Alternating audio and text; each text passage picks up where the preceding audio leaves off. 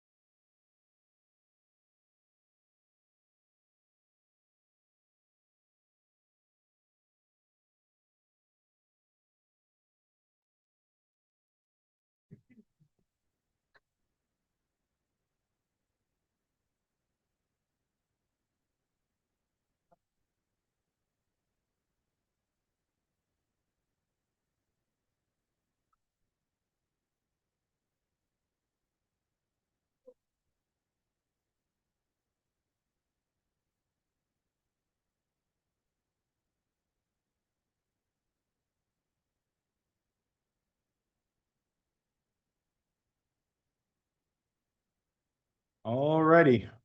The time is 7 PM.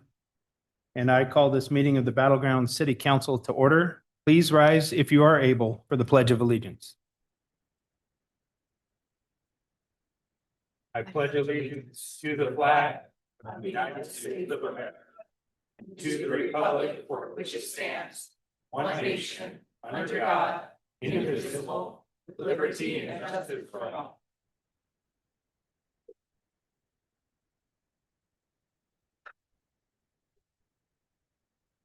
All right, Liz, could you call roll, please? Mayor Overholser, Present. Deputy Mayor Vale, Present. Councilmember McCoy, Here. Councilmember Ferrer, Present. Councilmember Munson, Present. Councilmember Kuipers, Present. and Councilmember Bowman is absent this evening. Make a motion to excuse Councilmember Bowman. I'll second it. All right, motion by Councilmember Munson, second by Councilmember Ferrer. All those in favor? Aye. Any opposed? Hearing none, motion passes unanimously. Enjoy your spring break, Shane. All right. Does any council member wish to amend the agenda this evening? Move to approve the agenda as presented. Second. Motion by Councilmember Troy McCoy, second by Deputy Mayor Vale. All those in favor? Aye. Any opposed? Hearing none, motion passes unanimously. All right, on to summary reports and presentations. Do we have any council member reports this evening? Chime in if you have them. I do, Mr. Mayor. Floor is yours, Councilmember Okay, Kuipers. thank you. Good evening, everyone. On March 19th, I attended the Regional Parks Task Team, which I'm a member of. Joanna Martin, the City Facilities Manager, was also in attendance. Just for a refresher, we have 8 regional parks in Clark County: Louisville, Daybreak, Lucia Falls, Moulton Falls, Lacamas, Whipple Creek, Vancouver Lake, and Frenchman's Bar. I had to really make sure I understood which ones were not state, we're regional, and we're not specific to cities.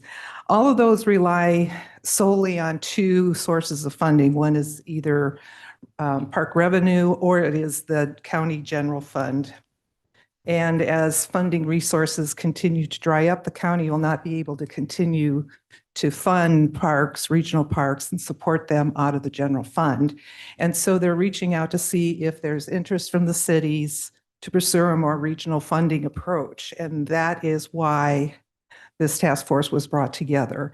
As the local and county population grows, we continue to see more citizens in the parks, more maintenance issues to address, and with cost of living or cost saving efforts, staff has been reduced, and thus the staff to the ratio that they use for staffing, staff numbers to how many square feet the parks are and the population in the county.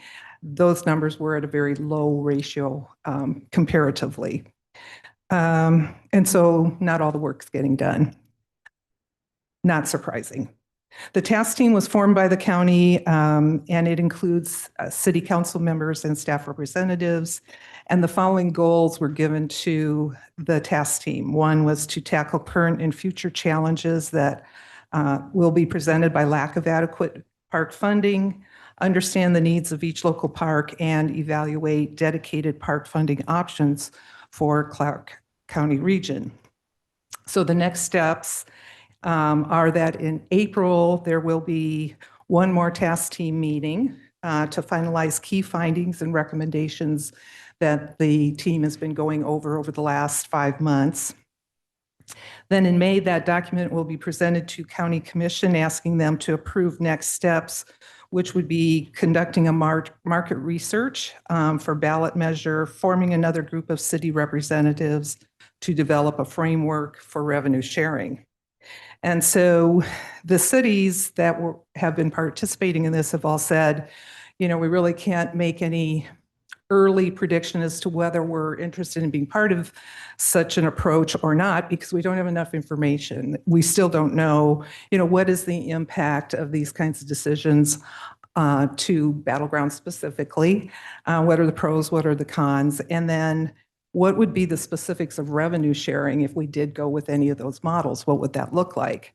And so that would still have to be determined. So as more information comes available, I'll be bringing it back. But I do think that in the meantime, we need to be thinking about what are the positive and negatives of any of these approaches for Battleground. Start to be thinking about the economic impacts for us with having several of these parks right in our own backyard. What does that mean economically for us? What does it mean for us with visitors coming into the area? And then how such changes might align with our own priorities for parks and trails. So just kind of setting some guidelines as to where we are with that, what it's starting to look like. Could go any way, but we need to be looking at, is this something that in the future we would be wanting to participate in, and how will that work for Battleground? So more to come, but thank you, Mr. Mayor. All right, thank you, Councilmember Kuipers. Good information there. And I can't wait to hear more information, as Yeah, most of the cities have echoed that, I think. thank you. Any other council member reports this evening? I'm pretty sure staff's already aware that the Urban County Policy Board is not meeting this month. That's it. I could be wrong, but I think Echo as well is not meeting, right? Are they?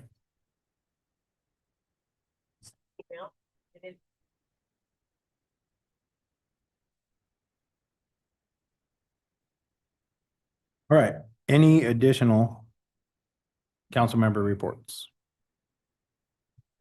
Hearing none, we'll move on to the mayor's report. And first up, we have a proclamation. And I'm very proud to be able to present this. Tonight, it is my pleasure to proclaim April 12th through the 17th, 2026 as Student Artist Week. Just a reminder, proclamations are not statements of policy, but are a means by which the city can recognize an event, group, or individual. Proclamations can be issued at the discretion of the mayor and may be for organizations, individuals, or businesses within or outside of Battleground's jurisdiction. Individual council members will not issue proclamations, and requests for a proclamation should be directed to the mayor or the city clerk. And tonight, Natalie Worthy will be accepting the proclamation.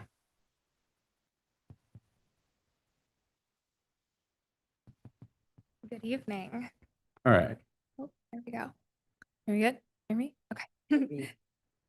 Oh, you read. Oh, I'll go ahead and read the proclamation, and then I'll give you a moment to speak on your behalf. Whereas student artists strengthen our schools and communities, and participation in the arts foster students' academic growth, creativity, and social and cultural development. And whereas K through 12 students demonstrate increased academic success when their artistic interests and goals are supported and valued. And whereas research consistently shows that students who participate in arts education achieve higher scores on standardized assessments. And whereas students engaged in art programs are significantly less likely to drop out of school, reflecting the arts' role in fostering student engagement, belonging, and perseverance. And whereas Student Artist Week provides an opportunity to recognize, celebrate, and uplift the achievements, voices, and creative contributions of student artists across all disciplines.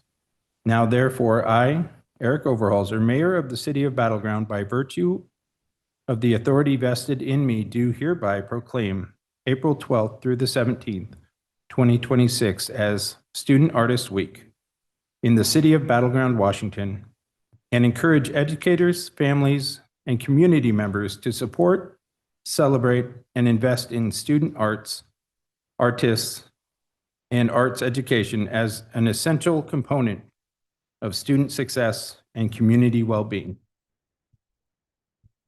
Thank you very much. Take it away. Thank you, Mayor Overholser and City Council for accepting the proclamation for Student Artist Week. Hello all, my name is Natalie Worthy and I am currently serving as Miss Greater Vancouver 2026, a local title in the Miss America organization. I am a lifelong resident of Clark County and have lived in Battle Ground for over 10 years. I graduated from Prairie High School in 2021 and earned my Bachelor of Music from the University of Puget Sound last year. I now work as a private voice and piano teacher, working with students of all ages and abilities. As Miss Greater Vancouver, I have had the opportunity to visit classrooms, a music camp, and even a career fair to talk with students about my passion for the arts. In all of these experiences, I have been truly overwhelmed with how many students have expressed an interest in a future career in the arts. Students have told me they want to be a painter, a writer, and even a seventh grader who wants to be a pottery maker. Many of my own students aspire to one day be the next Taylor Swift. Hearing so many young voices express their love for artistry is why this proclamation exists, to highlight student artist talents and their unique capabilities as young people.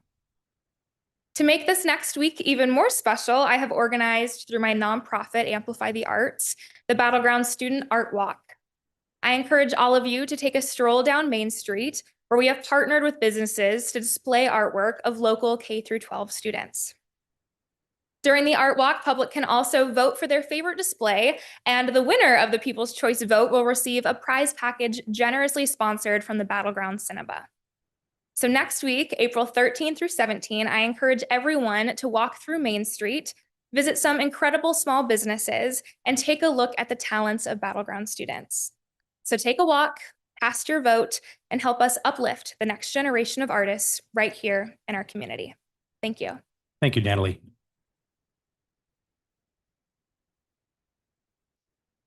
All right, now I will ask council to step down from the dais so we can join Natalie in a photo.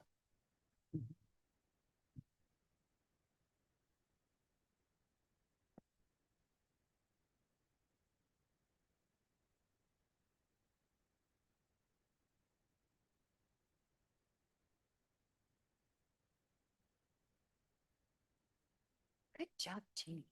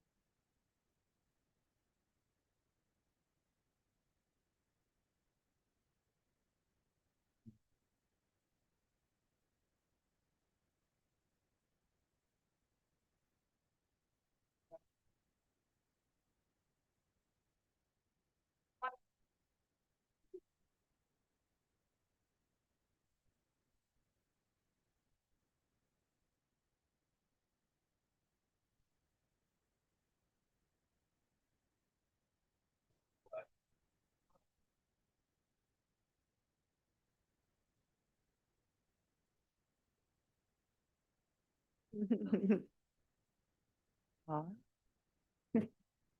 That's sweet.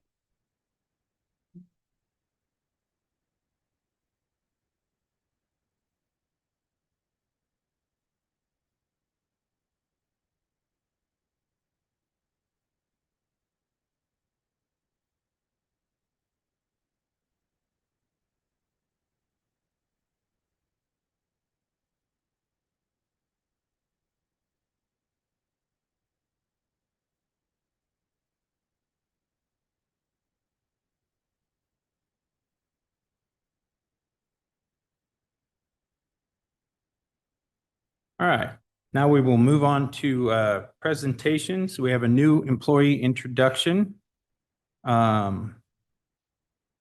Ryan James. I'm not the new employee, it's Cal. Yeah. Just for clarification. Yeah. Yes. Good evening, council. It is my pleasure to introduce Callie White, our construction project manager. She and her husband Drew, a firefighter, have 2 dogs and live in Salmon Creek. She is an avid golfer and volleyball player who enjoys the competitive side of it in a beer league. As she says, she enjoys. Yeah, sorry. She is an avid Seattle Seahawks and Mariners. Callie White. Yes.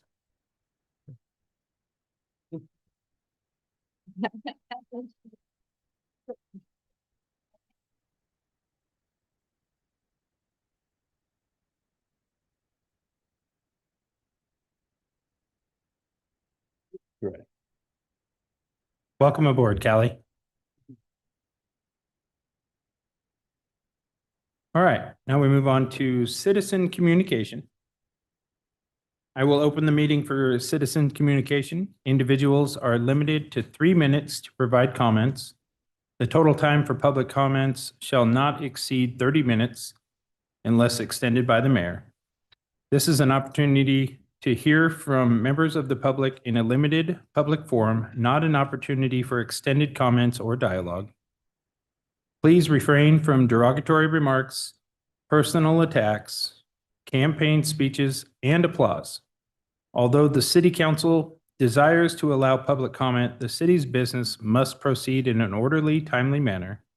If your comments pertain to an item listed on the agenda as a public hearing, please reserve your testimony for the designed or designated public hearing period. All comments should be directed to the mayor.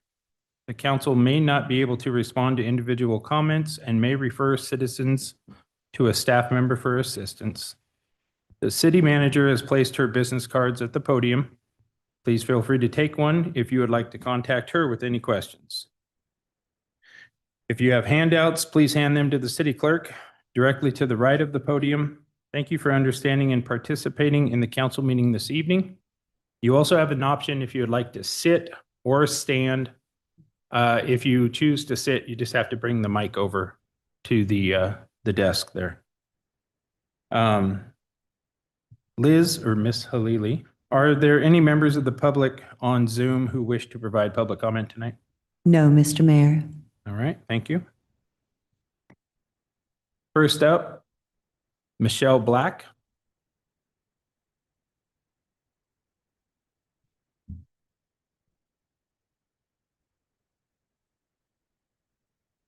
You always have to go first when your last name is Black. So I'm not here to complain. I just want to give a compliment to Chief Flynn and thank him for his communication and service to our community. In particular, there was a situation that I'm sure you're aware of that has to do with the 28th, the No Kings protests that went on the 28th. And there was a situation where an individual was, I guess it's called rolling coal. I'd never heard of it. And one of the community members complained, sent, I believe, an email, maybe a call as well. And Chief Flynn responded almost immediately. And it's my understanding that it's being investigated. I don't know what the outcome is, but I think we are really lucky to have you as our chief of police for our community, and I really, really appreciate it. So that's all I had to say. Thank you, Michelle. Nope. I wanted to, no, you're good. You're good, Michelle. I, as much as I love the encouragement, please hold your applause. Yeah, jazz hands are great. Yeah. Jordan Esposito.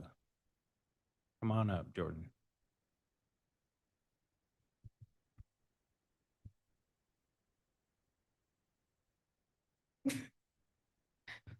So I've never been to one of these before, so I'm assuming this is okay to talk about the RV storage that we're talking about tonight. RV, this is the appropriate time to talk about that? Okay. So I looked over the proposed changes and honestly, I don't think that it's really focused on the right issues. The current code already covers like the main concerns, which are visibility and safety by requiring RVs and trailers to be stored behind the house. While I don't necessarily even fully agree with that, I can at least understand the rationale. However, this proposal shifts into regulating how much someone can have on their own property, even if no safety concern exists, which feels like a pretty big overreach. And honestly, more like something you'd expect from a homeowners association than a city.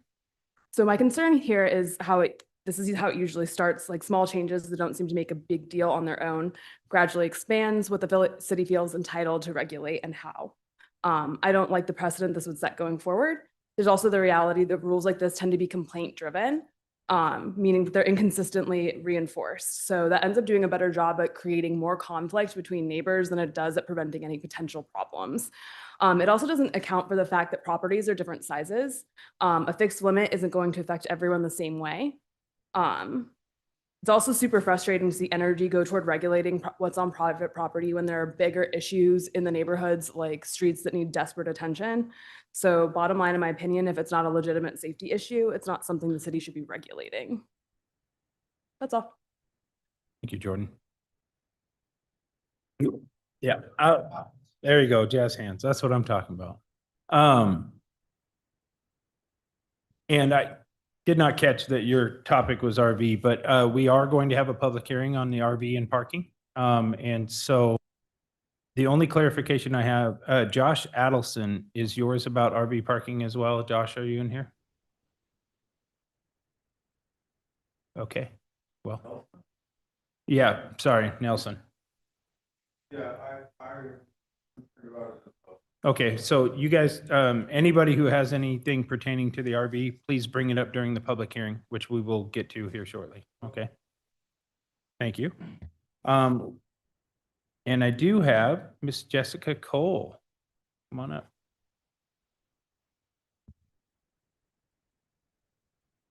Hello, Council. I'm Jessica Cole, and it'd be nice if the last speaker could come again at the hearing. So if we come to listen to hearing, we could hear all the comments, but that's just my personal opinion. And I really appreciate the proclamation tonight. I'm really looking forward to the student art walks, especially, this is the first year we haven't had it before, and art is really amazing. And I think it's very unifying, and it's great to see everybody's creativity and that it's focused on the youth. I think I'm really excited, apparently.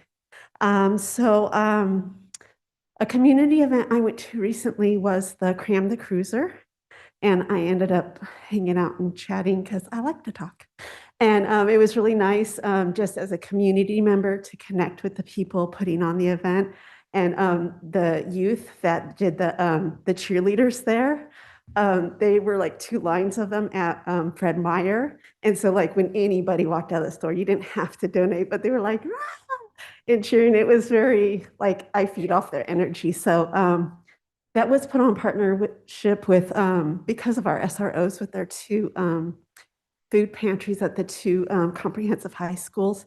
And so it was our police department and the sheriff's police department, since they have a SRO at Prairie. And my mind's blank, but I'll say it, just give me a second. The Battleground Education Foundation, and they got over like 8,000 items of snacks and about $500. So if anyone ever wants to keep supporting, I think they have like donation buttons, and they might have something set up with stores in town. So reach out to them. But anyways, also one thing I wanted to talk about real quick is that this month we're also having our drug take back again. We do it every spring and every fall, April and October. And that's with the Battleground Prevention Alliance. And I'm on their board, but I'm speaking as myself. So if anything's messed up, that's on me. But we have to do that in partnership with the police department because it is drugs. And so I'm just grateful that our police department continues to do that. That's a great way for, in partnership, just to connect with your police department and for them to connect with the community, but to get like prescription drugs, safely disposed of and prevent overdoses. And that'll be Saturday at the police department April 25th from 10 a.m. to 2 p.m. And thank you so much for your time. Thank you, Jessica. All right, do we have any other citizens communication that does not pertain to RV ordinance or parking? Just to make sure. Somebody let a duck in here. Hold on. All right, we're going to move on to the consent agenda.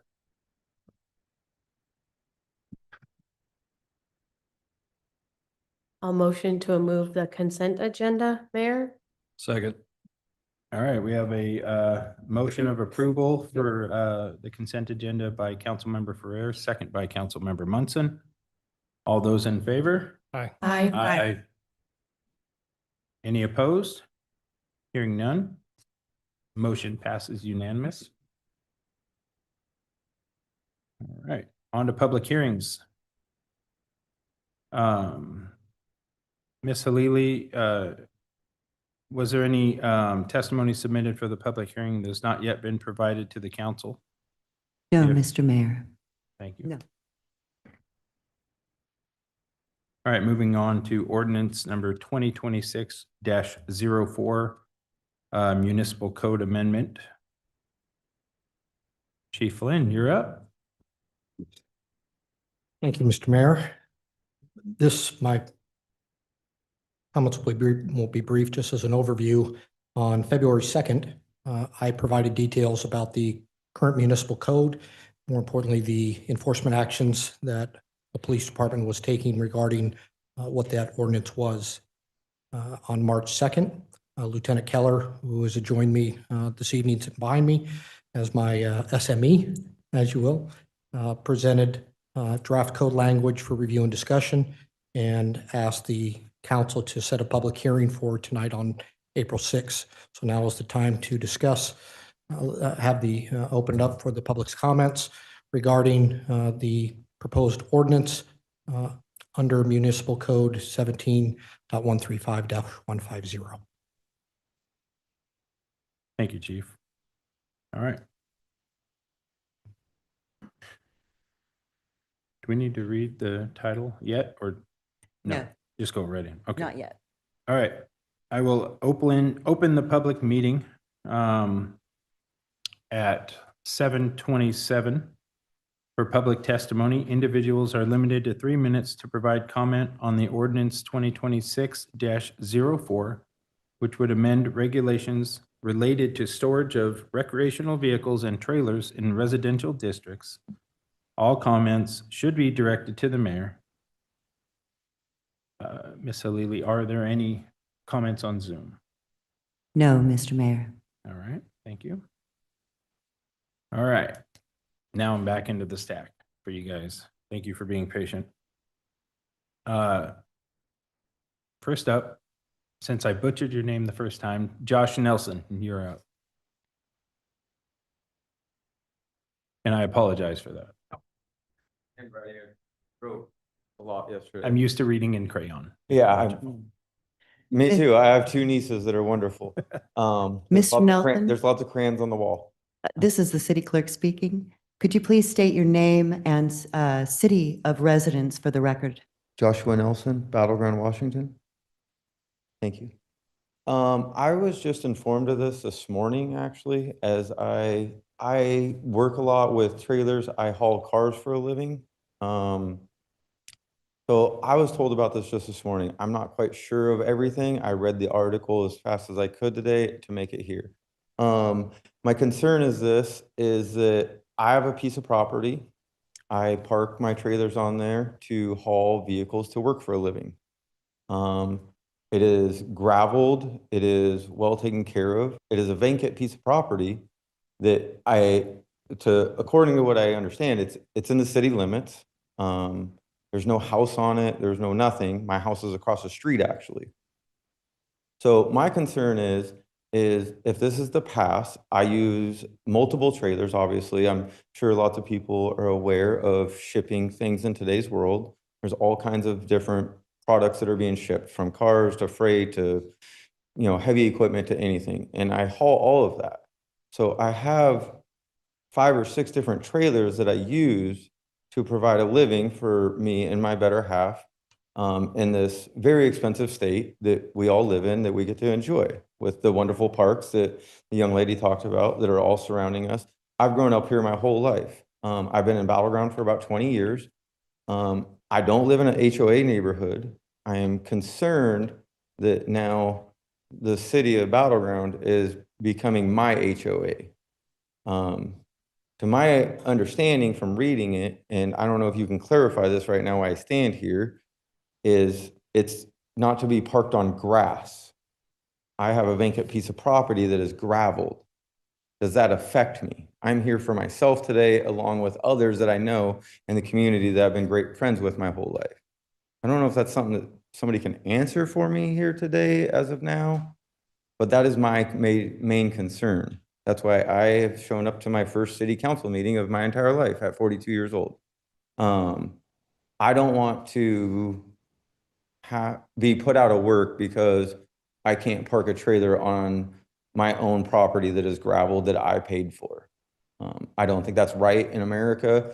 That is taking away my freedom to do what I want. I'm not harming anybody. Lots of people I know, we do race cars as well. Their trailers are used to haul race cars and to go have fun at a racetrack and enjoy our life and do good fun with friends and family and kids. The concerns that I have heard from people today is that they feel that the city is overstepping by telling us what we can do with our own property that is not actually harming anybody. I understand if I have trailers out on the sidewalks or, you know, obviously blocking the streets for cars to go both ways. That is not my case. That is not most cases for most people. So for this to just be a law that is put in as a whole for everybody, it just seems unfair. Thank you. Thank you.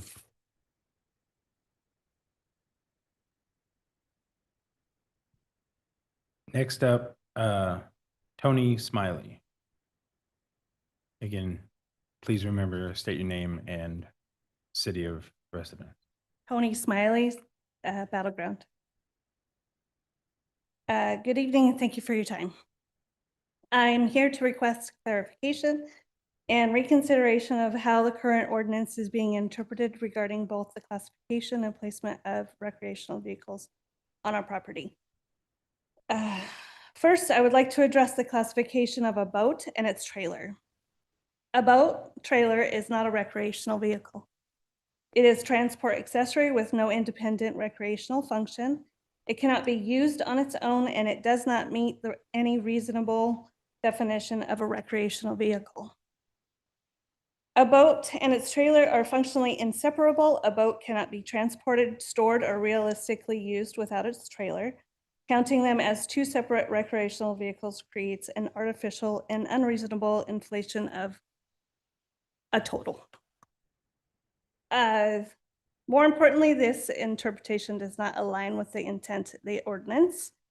The purpose of these regulations is to manage impacts such as space, safety, neighborhood appearances, not to separate components of a single function unit. If applied consistently, this interpretation would also require a camper and its tow vehicle, a jet ski, and their trailers to be counted as multiple recreation vehicles as well, which highlights the inconsistency. Second, I would like to address the placement of the vehicles on our property. The boat with trailer, dump trailer, and RV are not located in the front yard. They are positioned on the side of our home on a designated gravel RV pad, which is accessed by a driveway incline, which I assume is regulation. This is not informal storage. It's maintained an intentional parking area designed specifically for this purpose. The pad functions as an extension of our driveway, not as a yard storage. The placement does not create additional visual impact. It does not create safety concerns or neighborhood disruption beyond the ordinance as it's intended to regulate. Storing these types of vehicles in our yard on prepared surface is a normal and reasonable residential use. Interpreting this as a violation imposes unnecessary and overly restrictive limitations that does not reflect how properties are commonly and responsibly used. Ultimately, a regulation should reflect function and impact, not technical components in a single unit. I simply just want to reiterate that, you know, what they said, our property is our property, and we want to, I know the regulation is about 3 units, and I have a boat, a trailer, and an RV, which are all nicely, neatly set on a pad, which is regulation, and I agree that the councilman should not be, you know, we purposely are in this neighborhood that is not Thank you. HOA. That is your time. Thank you. Appreciate it, Tony. All right. Next up, Sharon Murphin.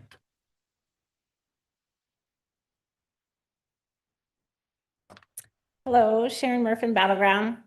And I can't believe I'm here again. I feel like a political activist for my own property, and I don't like it.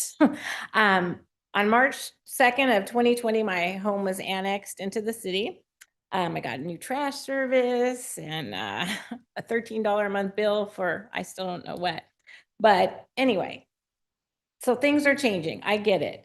I'm going to say a little story about my septic. My septic failed, and I came to the city council meeting. I literally, after a month of poop in my tub, had to beg the city council, some of you are here, to please let me put a septic, because they said I had to do sewer. I didn't care what it was. I just wanted no poop in my tub. But I say all this to show you that a lot of times the city council looks at a piece of paper, not at the situation. And I feel like we're going back to that again. The unique nature of my property, like I'm so excited to hear other people. I have over an acre. You know, we have things on our property. We have paint trailers. We have RVs. We have a lawn tractor, a lawn trailer. I mean, I bought this property because it was property. And limiting 3 on property just doesn't work. I didn't buy this property as an HOA. I wrote some things down. Limiting the number of trailers and similar items to 3 on a property this size is unreasonable and undermines the intended use for which I bought this home. As a legacy homeowner, I believe that these rules fail to consider the use of larger parcels. The application of a one-size-fits-all ordinance is like setting the same speed limit, like in a school zone and a freeway. We don't do that, right? So I'm asking you guys, could we look at the size of the property? I don't even have a driveway, okay? It's like, where would I park it? On the side. Now, mind you, all my stuff is behind my house and behind my shop. So it's way back there on pads and gravel. And I read this law under the 5th Amendment, the government cannot alter or diminish the use of my property without compensation. While I'm not seeking any compensation, I respectfully request the city recognize the situation of larger parcels and considering grandfathering existing uses established by case review, having some humanity to this, and looking at the codes as being harsh or, you know, I know you're trying to do the best with you don't want it in the streets. We all get that, but you have to look at properties. That guy, that's his livelihood. It's our livelihood. And forcing us to comply with these new zones is just unfair, and it just disregards everybody who lives in Battleground. I urge the city to reconsider the proposed ordinance and ensure the voices of all of us, especially legacy homeowner owners. We've been here a long time, and you can't just change the laws on us. You know, thank you. Thank you, Sharon.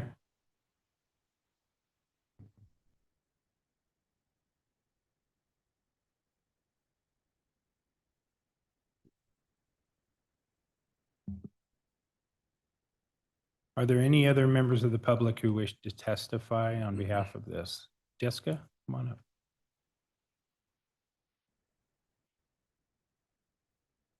Hello, City Council. My name is Jessica Cole from Battleground. And I just want to say about the proposed ordinance, I do appreciate the very detailed explanation of what is considered in this. And someone did speak about some of it being problematic, which I cannot speak to. I guess I should say I do not own any of these. So as an owner of these, this does not impact me, but I do live in the city.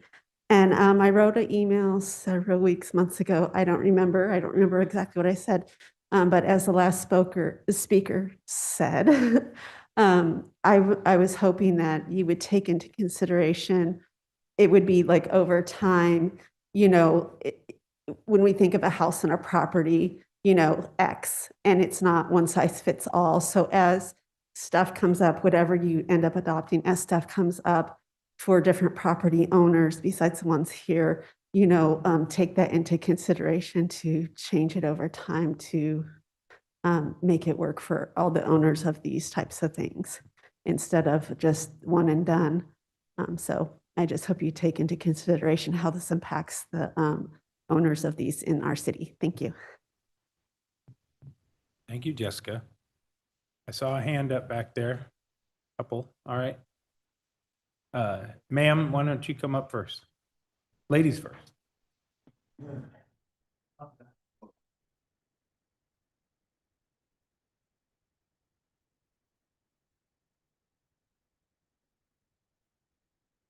And again, just as a reminder, please state your name and city of residence. Yes, Beth Weston and Battleground, Washington.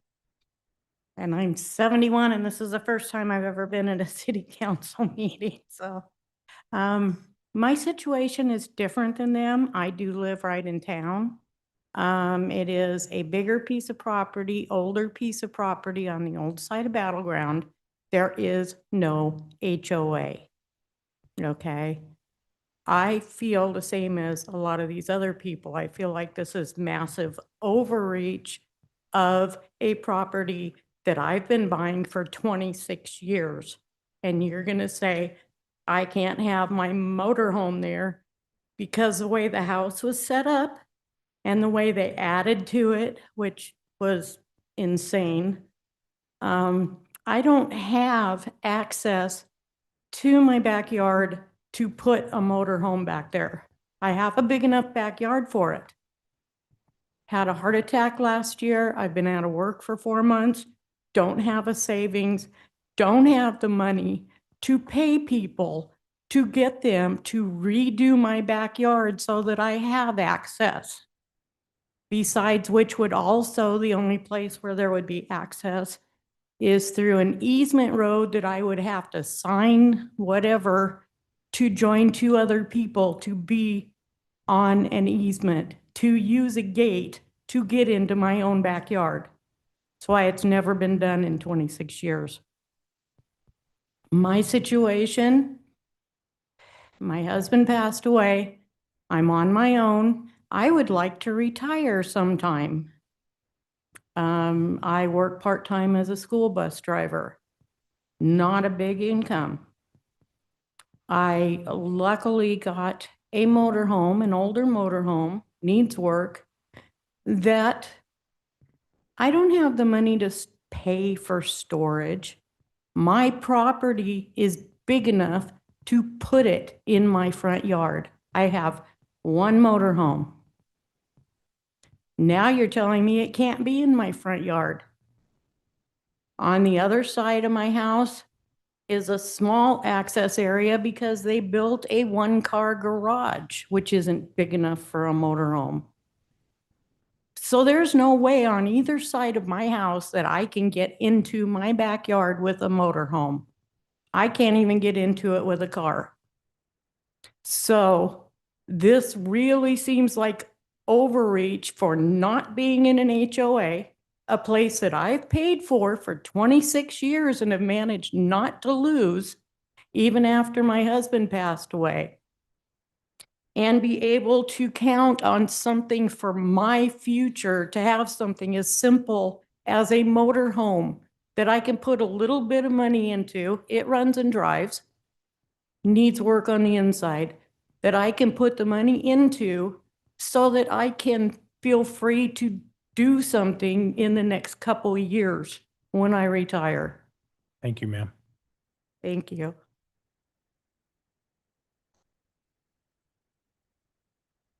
All right, we got one more hand up. Come on up.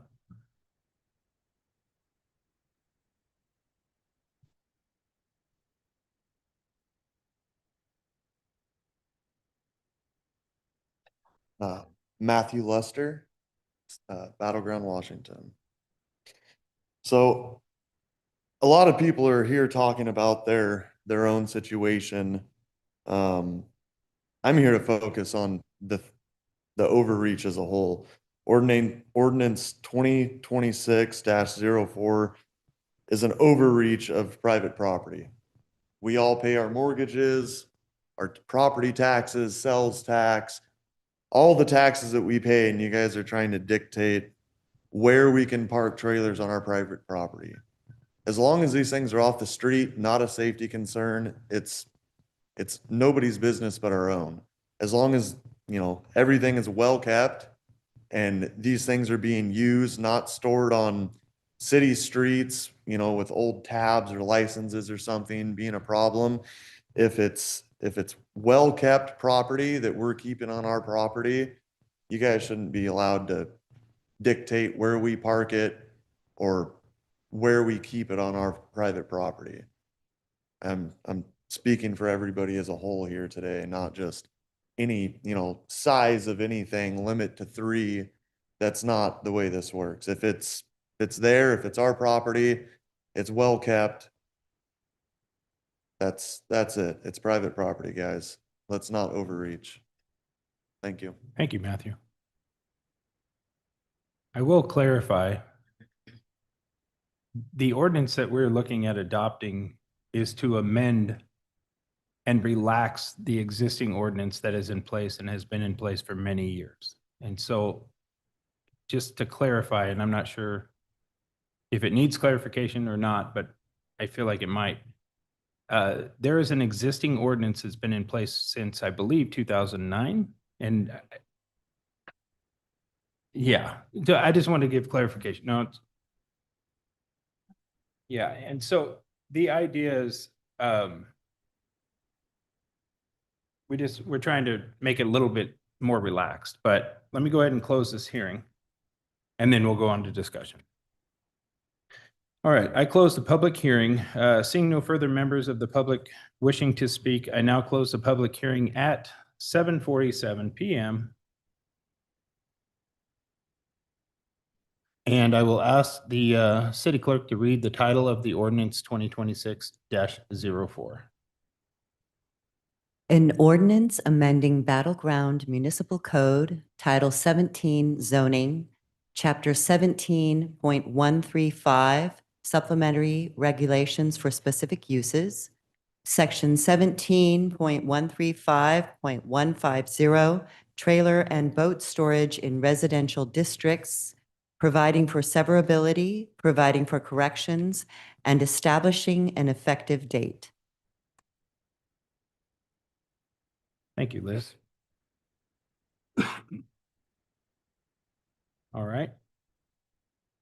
I will call for a motion or discussion at this time. Discussion, Mayor. We have Councilmember Munson. You're up. Can we bring the ordinance up on the screen? So while we're waiting for that, I just would like to reiterate what the mayor is stating to the community, that this is a restriction in place, an ordinance in place now that does not allow you to park your RV on your property in the front of the house. What we're looking at here is to do away with that, to allow more trailers and more freedom to that. As we found out, Chief, last fall with all the complaints that were driven, that the way the ordinance was written, how many complaints did you receive? I don't have the exact number, but there was a lot. Hundreds. And so after hearing about this council is looking at this to, that overreach that was referred to is to do away with that overreach so that your property is your property. You can do what you need to do with it. So with that being said, Mayor, I'd like to jump in. I do still have hesitation, specifically where it talks about 3 trailers on the property. As Sharon mentioned earlier, she's got a larger piece of property. And we discussed, I believe in March, and I think Councilmember Ferrer and I said that this isn't a one size fits all, that if you do have property, why can't you have more? I was kind of going through a scenario, and I know it might be a real rare one, but you come into the city, you buy a house that maybe you're R7 or R5, and you start a family, and as you grow and your family grows, you start to amass your toys. You get a trailer, you get a boat, maybe you have a utility trailer. Kids become teenagers. You now want to get a fourth one. Maybe you got some jet skis. If you have the property to do it, and it can be, still allow for one in the front, but if you can get three in the back, by all means, what's it of our business? So as I mull over this ordinance, I understand that just being 1 to 7, I can't change it to that. I am accepting this ordinance because it is easing the restrictions on people, but I would encourage this council to take the next year, if this does pass, and challenge the chief to see what kind of complaints are coming in. And if there's no complaints coming in, let's look at people that have property or have the ability to be able to store those vehicles in the way that they can. I get, I think Councilmember McCoy brought up, his concern was as long as the public is not in danger, as long as there's no obstruction of view. I agree with that. I think everybody here can agree with that. You don't want your kids running in your driveway and can't see and a car comes around. We get that. But I think that we still need to, and I'll make for efficiency, wrap my statement up here. I don't like the three limit. I think we should allow for more, but I'm willing to concede it for now if we can look at this again in a year. Thank you, Mayor. Thank you, Councilmember Munson. Next up, Councilmember Ferrer. So I have some concerns regarding the agenda and its wording. For the past 2 meetings, we've consistently and specifically addressed the Battleground Municipal Code 17.135.150, and it was titled storage for boats, trailers, and RVs. But then tonight, when I'm looking at this, it's a lot broader chapter that we're looking at. It's 17.135 supplementary regulations for specific uses. My concern is by us stripping these specific key words from the agenda, we risk failing to provide fair notice to the citizens who are specifically, I mean, we had over 35 people sitting in here last time. I don't see many of the same faces, and I know that they would have liked to have been here this evening. I mean, I don't know personally, but I'm assuming if they showed up at one meeting and we didn't fix the solution, they're going to be looking at those agendas and trying to verify. They're going to be skimming it and looking for RV storage. RVs, nothing was there. Instead, it said 135 supplementary regulations. So I guess what I'm trying to ask is, what was the specific, why was this specific subsection removed? And I want to ensure that in the future, our agenda items maintain the specific identifiers so the public isn't left guessing which regulations we're actually talking about. Is there a reason before I move on to the actual addressing? Councilmember code? Ferrer, would you like the clerk to address your question? Yes, yes, ma'am. It would Thank be you. my pleasure, ma'am. So because this is an ordinance, the name of the ordinance is this adjustment to the title and the chapter and the section. If you look on the agenda, you'll see in the summary describes what actually will be occurring during that item. So if you visit or if you look at the agenda, you'll see that it references changes to RV and trailer storage and amending the code. So the public can see the official, what's going to be changed in the code itself per this ordinance, because an ordinance is a law made by our local governing body that will impact that part of the code. And then you'll see in the summary where we have a more descriptive explanation of what that means. So oftentimes you'll see with ordinances when they're placed on, when they're officially placed on, they're going to be voted on, you're going to see a citing of where in the code will this change occur? Where will this ordinance make a change? And then in the summary, you'll see that descriptive language explaining to the layman what that means. Okay. Thanks, Liz. So, all right, I'll move on with, and the concern that I have, moving forward. So the background, writing down notes, so because I was looking at this a while ago, so I wanted to make sure. So, my thoughts is this code has been in existence, like you said, Mayor, for 25 years with no problems until now, which that problem was, correct me if I'm wrong, one citizen had a complaint against them that they were, in violation of the code because they had parked their RV in their driveway. So then they went out and started driving around the neighborhood and they wanted to get everybody else identified as breaking the same code. So, and then looking at the numbers from our last meeting, there was two major concerns. Correct me if I'm wrong. There was two major concerns. Number one is people are parking in the current, as it states, that they're not supposed, you shall be kept behind the front building line.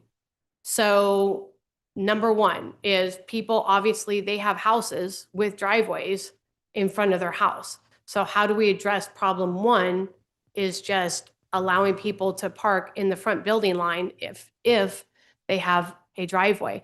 I think that since this is already, we haven't had a problem in 25 years, except for this one issue right now. I don't think we need all of this extra stuff, which is putting more restrictions on, people than it's actually, I know that we're relieving one of the restrictions, which is, it can only be parked behind the front building line.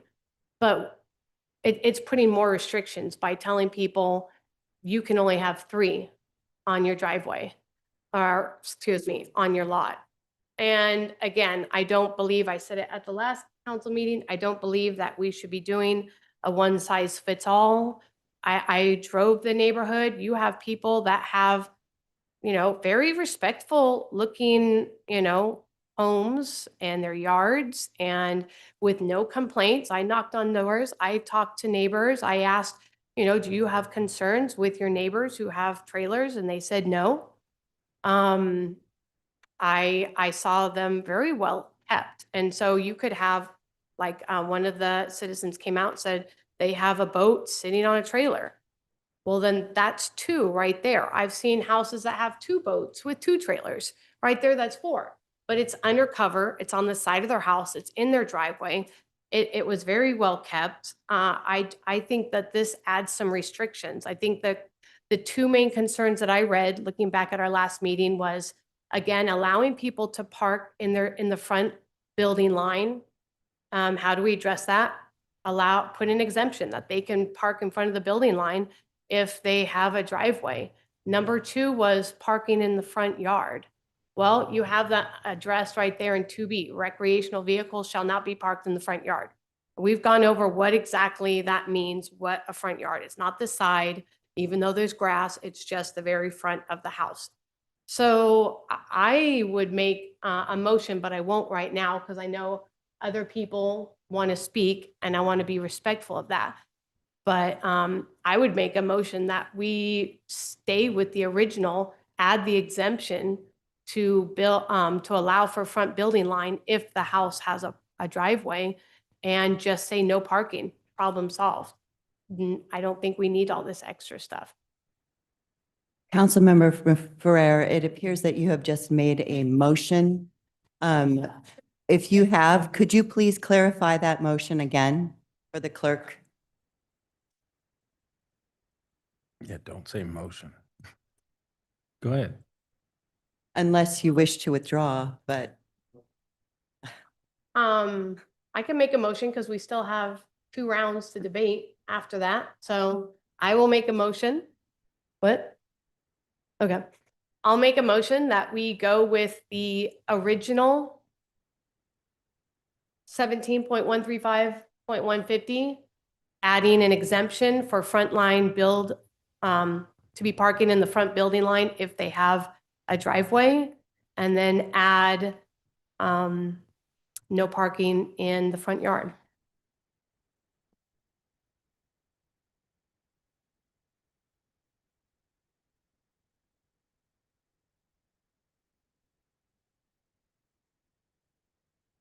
Hearing no second.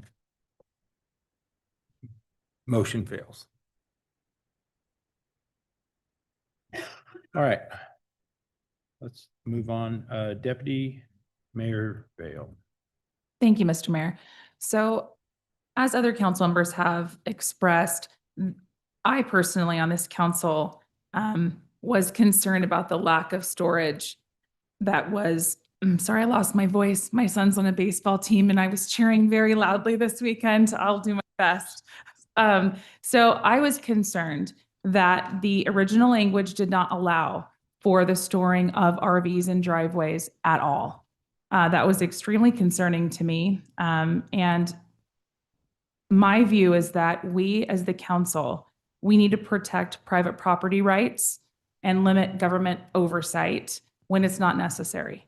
So the original language, however, does not allow for any RVs to be parked in front of the front line of the actual house building itself. That's my understanding. The front building line where your front door basically is on a lot of our houses, straight line either way, an RV could not be beyond that. So the language in regards to the front yard is a little bit concerning to me, because a front yard, and my understanding is that it's anything in front of the home and also to the sides of the home, so long as those sides are in front of the actual dwelling unit. I always thought a front yard was just the area immediately in front of the structure, and it's not true. It's the area also to the sides of the structure, as long as they fall in front of the housing line, if that makes sense. So that would remove a lot of these ideas, a lot of these RVs. They cannot be parked. Sorry. Water doesn't help. It's hopeless. So my goal was to be able to put language here that allows for RVs to be able to be placed,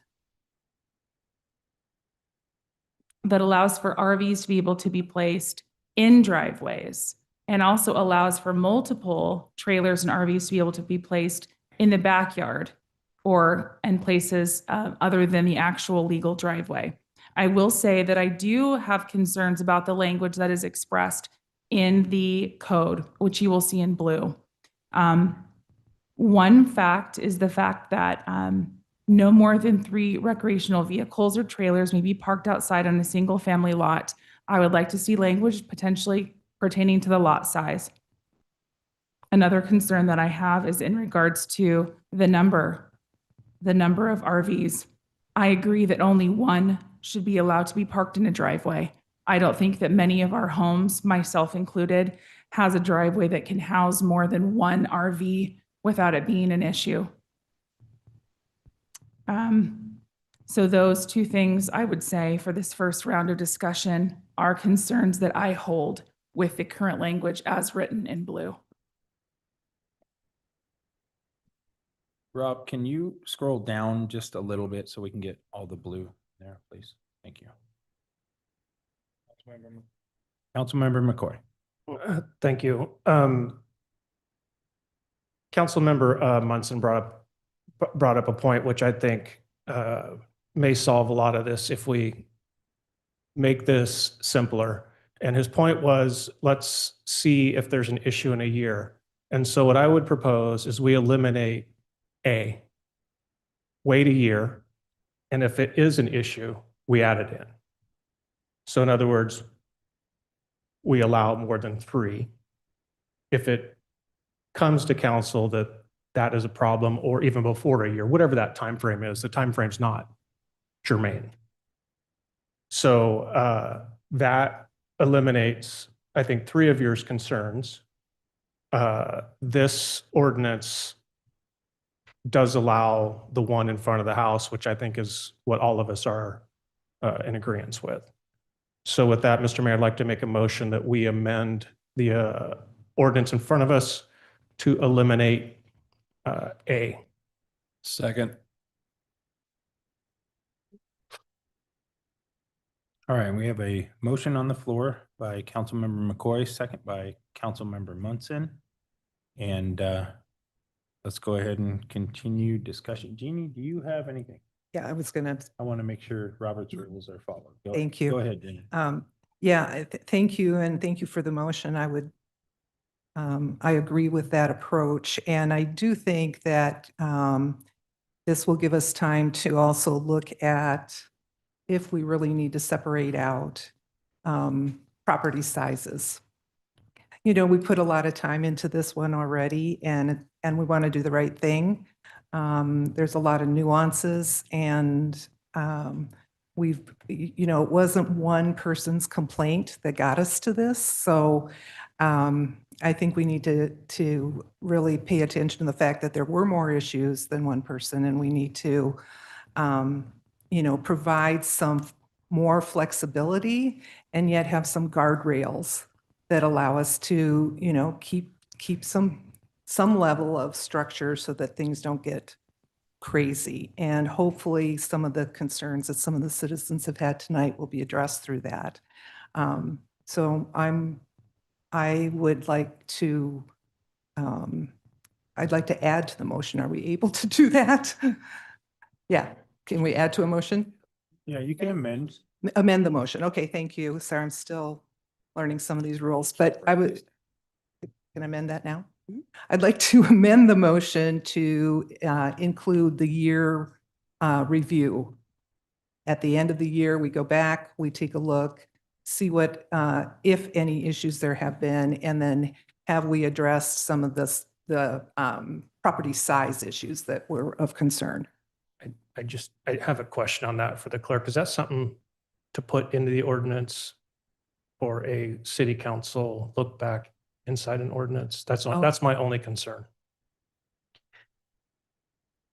I would think that ultimately, this motion is going to look like a motion to adopt ordinance number 2026-04 minus section A,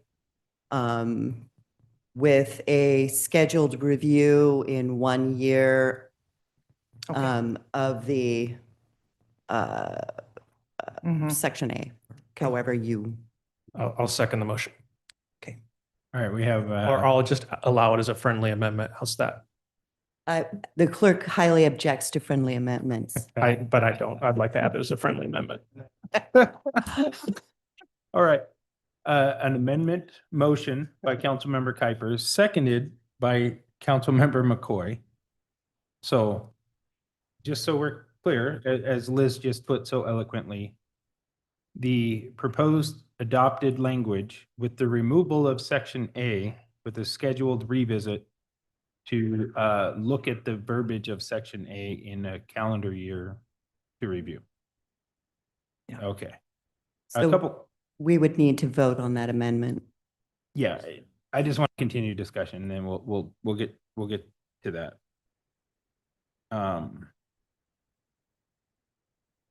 Couple things. I just wanted to offer some clarification to the public on some of this stuff.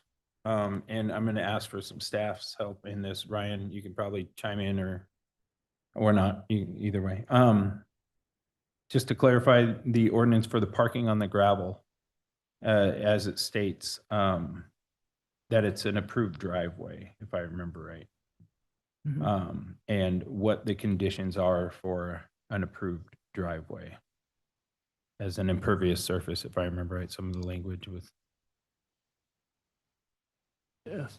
Good evening. To make sure I understand what you're saying, are you saying that approved driveways need to be at least gravel or some kind of impervious surface?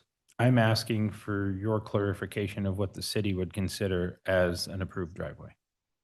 Yes, that of being some kind of an impervious surface, asphalt, concrete. If it's not the one original with the house. If it was a secondary, that would be something different as we don't allow them. Okay. Secondary driveways, I should say. Thank you. Appreciate that. Again, offering clarification so people understand that we're not even reviewing that as part of this. It's just stated that it's a legally established driveway.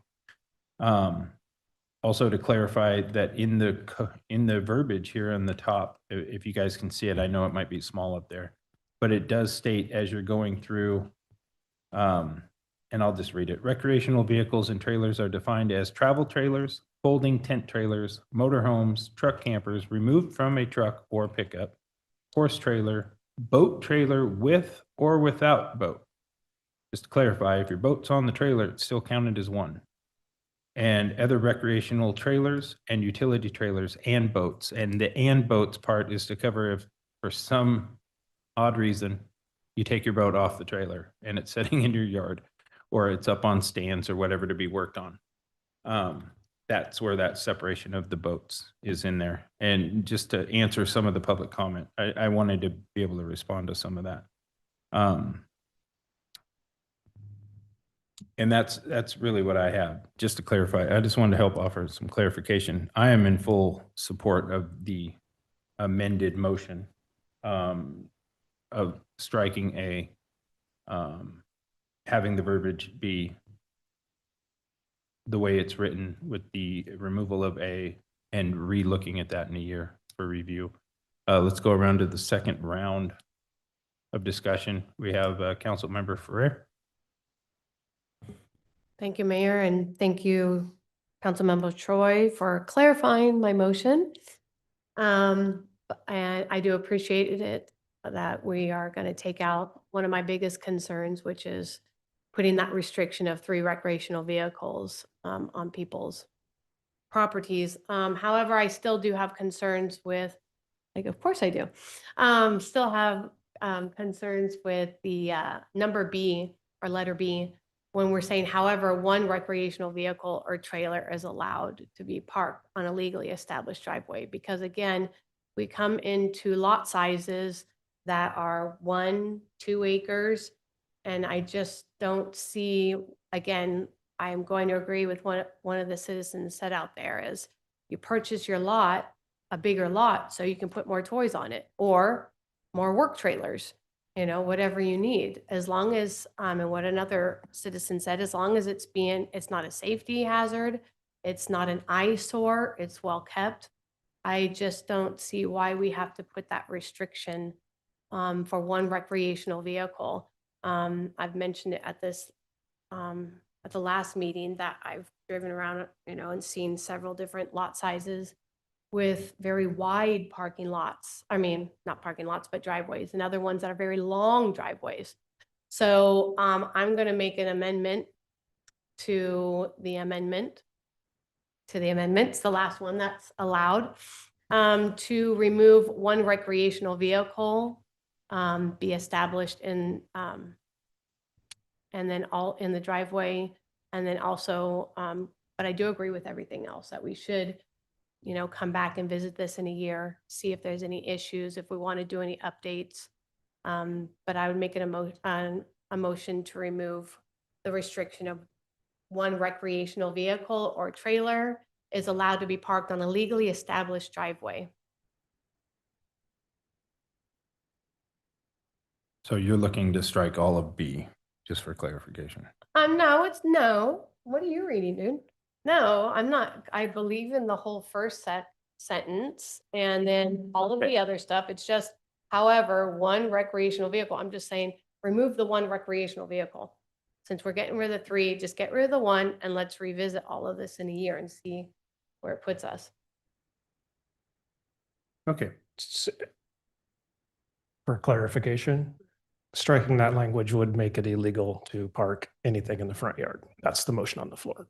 No, it's just saying, It's getting rid of the restriction of. You're striking at however. It currently says recreational vehicles shall not be parked in the front yard. You're striking everything after that. What you're doing is making it illegal to park in the front yard.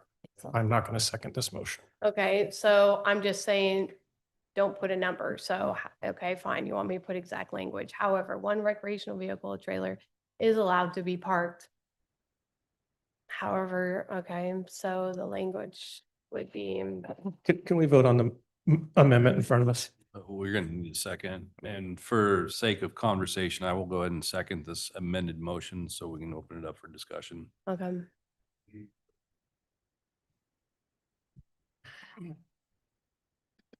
All right, we have Yeah, we've We got- have an amended motion. Amending the amended motion. We are getting deep into this. This is fun. Robert's Rules 101, guys. Here we go. We do have a second by Councilmember Munson. And let's open this up for discussion.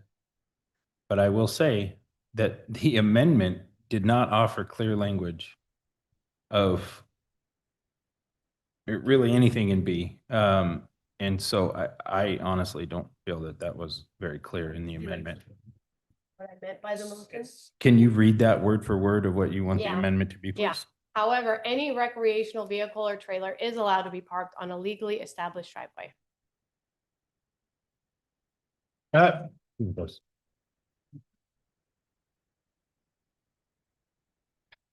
So you're just asking for recreational vehicles and trailers shall not be parked in the front yard to be removed. I'm asking, the motion is to, where it says however, Yeah. replace one with any. Any recreational vehicles or trailer is allowed to be parked on a legally established driveway. Yep. Okay, thank you for clarifying. Thank you. Let's open that up for discussion. Councilmember Munson?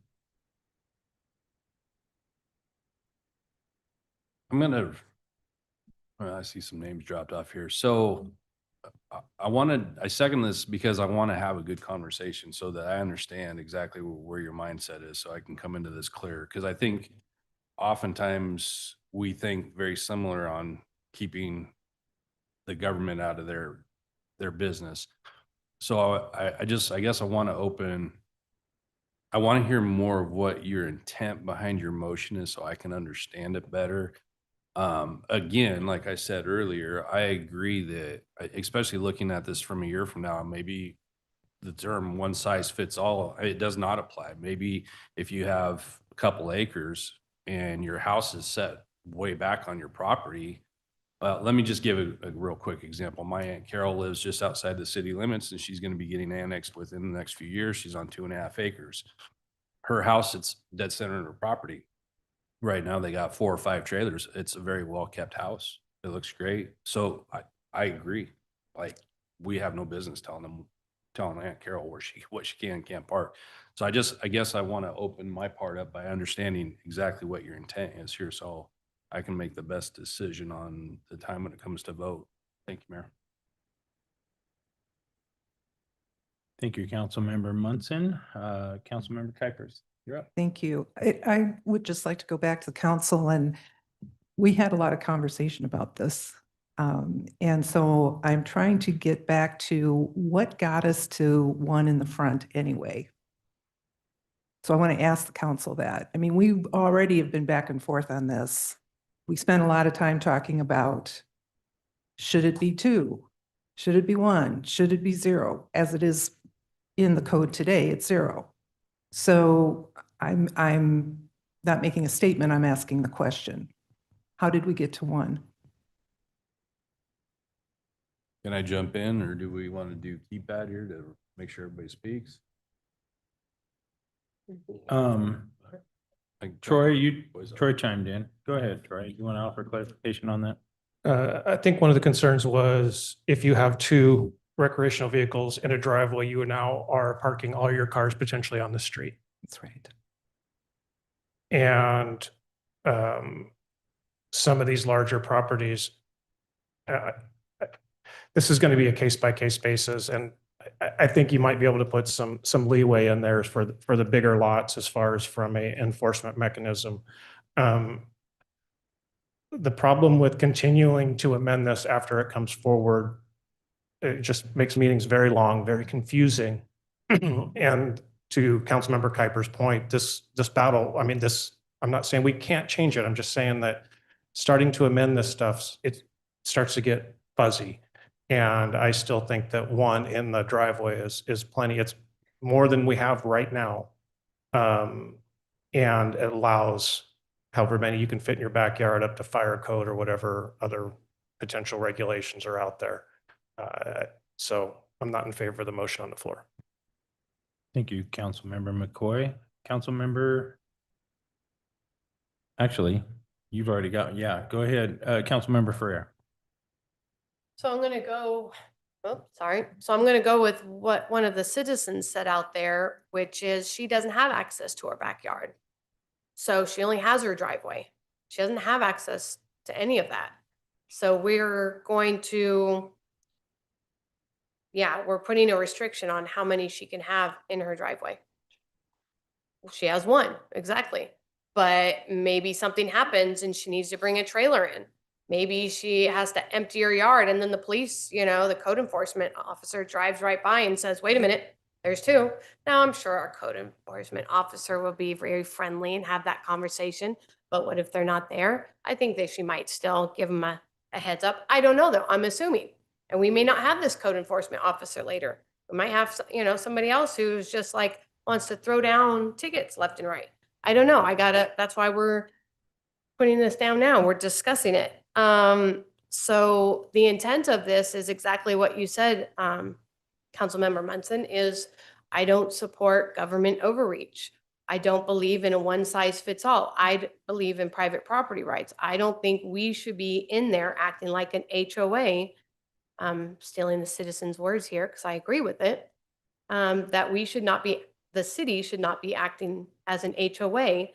Again, I go back to, we've had this code in here for 25 years. There hasn't been, and the many people that showed up here at the last meeting, they were confused on why their houses, many of them, were getting hit with violations when they're like, we've parked our vehicles out here. It's been like this for over 20 years. Why are we getting hit with this now? So that shows me that there isn't a need for all of these restrictions. That's why I asked for us to remove all of these, you know, these restrictions and treating it as a one size fits all, and then coming back to it and revisiting it. I just don't think it's a concern. I don't think it needs to be there. Hopefully that addressed my intent, but. I will, okay, I'm going to just speak real quick. I will point out that these ordinances are complaint driven. It is not like our code enforcement just drives around looking for violations of these codes. They have enough other things on their plate. Mhm. The deal is, this all started from one complaint, spurred many complaints, hundreds of complaints. And this is where we're at now, okay? And so my goal, one, the whole reason we're bringing this up is we had somebody that took advantage of that complaint system and flooded our department with complaints. And I felt that we needed to make a change to modify this code so that those complaints can't necessarily come in as frequently and give the people their property rights. I still think that whatever decision we make here, it still should remain a complaint-driven code. And it's the only reason since, again, 25 years or however long, that this is even coming up is somebody went around and made a whole lot of complaints. So I don't necessarily want to completely, throw the baby out with the bathwater, though. I think it's our job to try to make responsible decisions. I'm also in favor of reviewing this after 1 year, no matter what decision we make, to see if we've had any new complaints, if there's additional modifications that need to be made. Nobody up here is perfect. Nobody can claim to be. Only Jesus was. And so the way this is written, I like it. I'm actually in favor of some of the amendments, but I'm also in favor of us trying to get business done. And so, Councilmember Munson? Okay, I'll make You wanna this take a quick. stab at it? I want to be efficient, but I would like to address Councilmember Kuiper's question because we kind of fell off of that. If I recall, Ms. Swanson, when this came up about the one in the front yard, we were talking about people parking things in front of their front door in the grass. And am I incorrect? And that's why we came up with the one, is because we didn't want, as we asked Mark, I believe, when he was here, the side yard is the front yard because it has grass. You said if there's an impervious surface there that's attached to the driveway, that's an extension of the driveway. We wanted to keep people from parking travel trailers, et cetera, in the grass component that is in front of their front door. Isn't that not why we came up with this? To answer Councilmember Kuiper's question. There were several different conversations around this, but I think that at the retreat, it did come back to available parking on the street ultimately, when there was consensus on landing on the one. In regards to the yards, this is where impervious surface comes in, right? We were toying with, can they park on gravel? And the answer to that was no.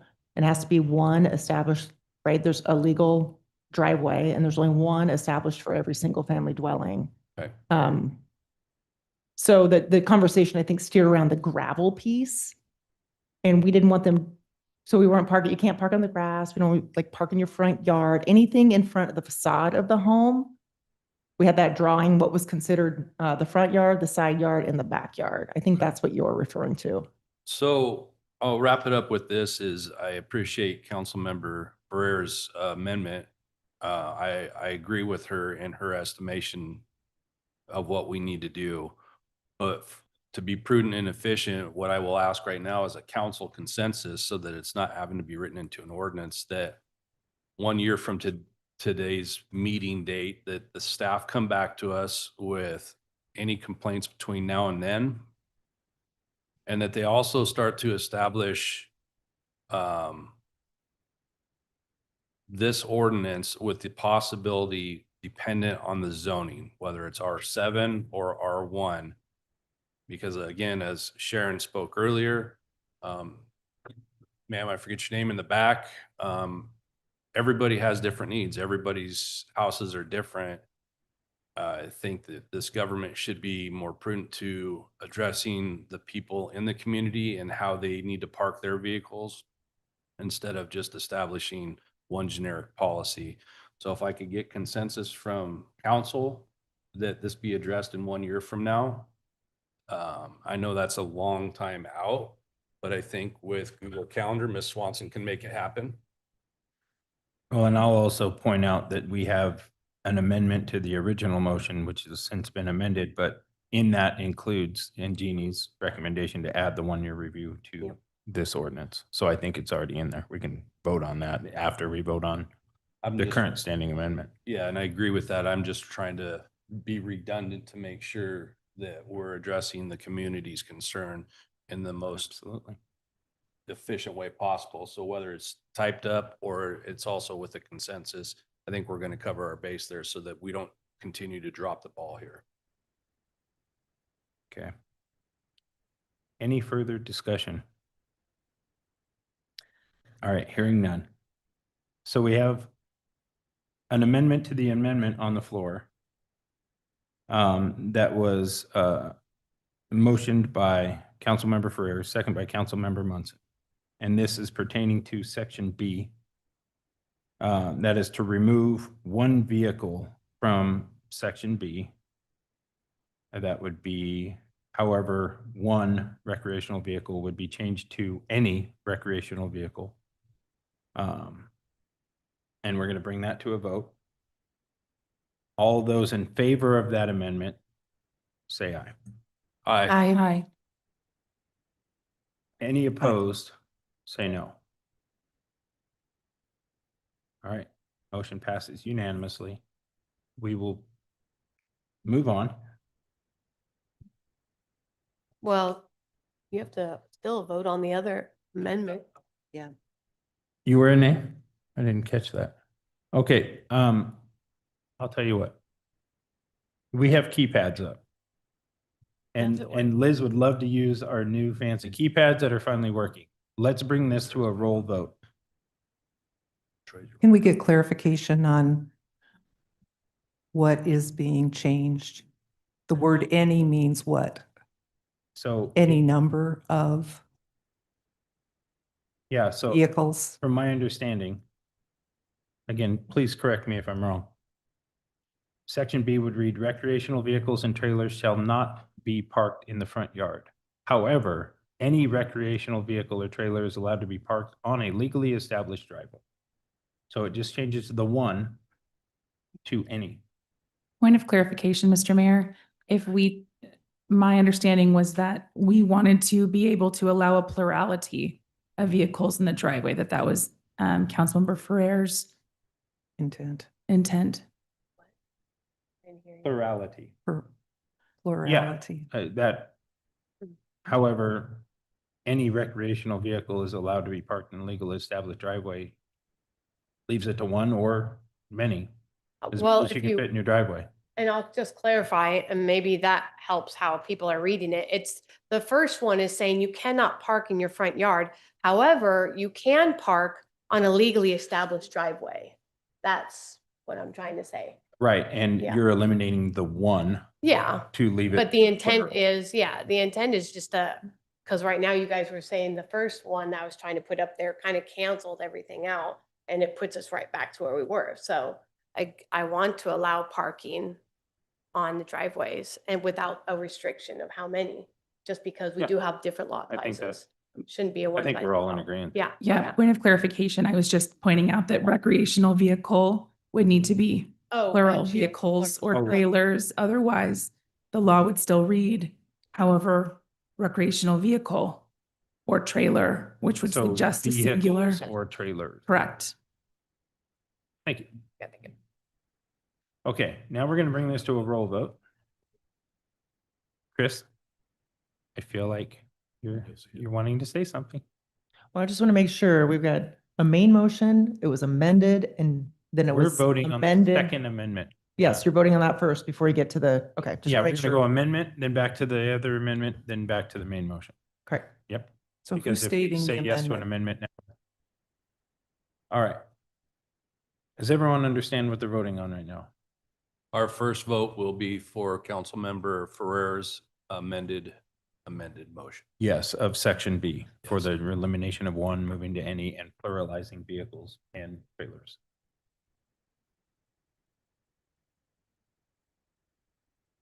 Lock it in. Once you vote, hit lock in. There we go.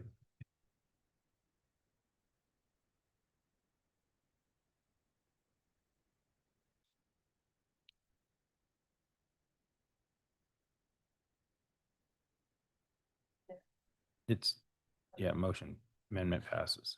I just want to let Liz do her thing. Yep.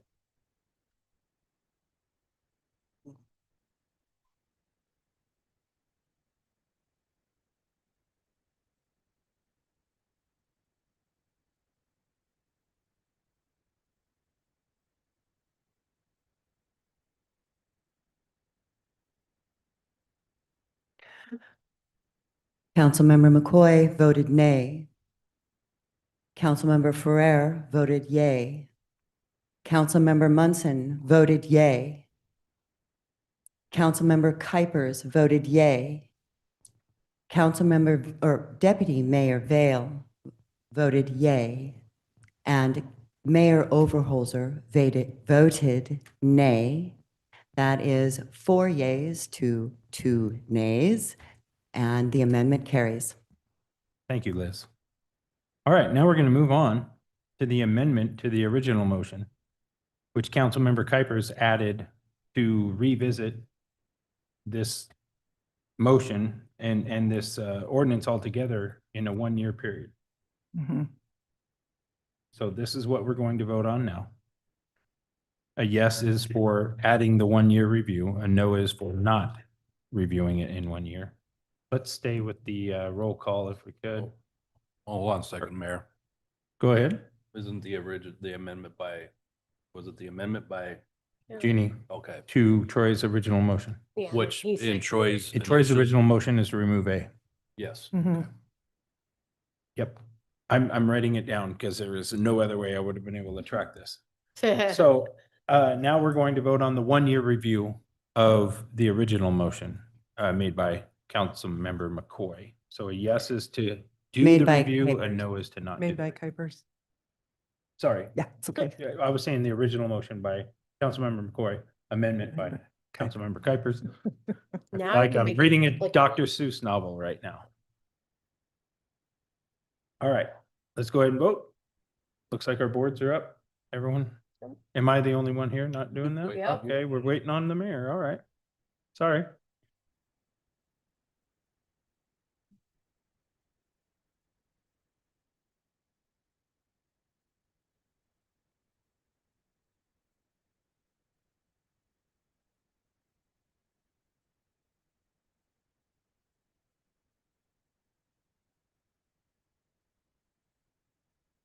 Councilmember McCoy voted no.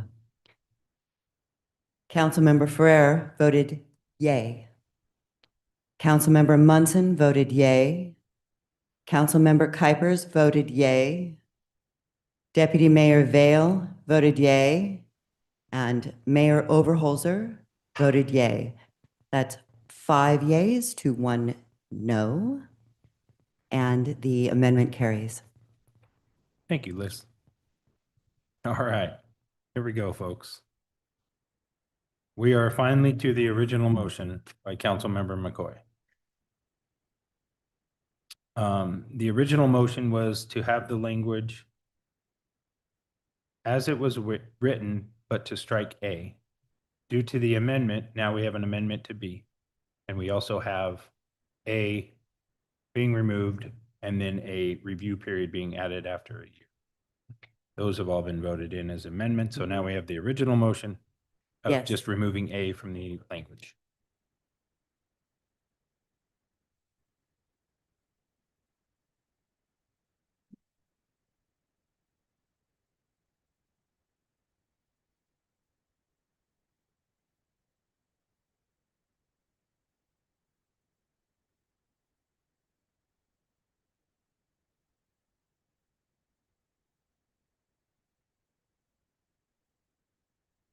Submit, dude. Sorry. Lock it in. Is that your final answer?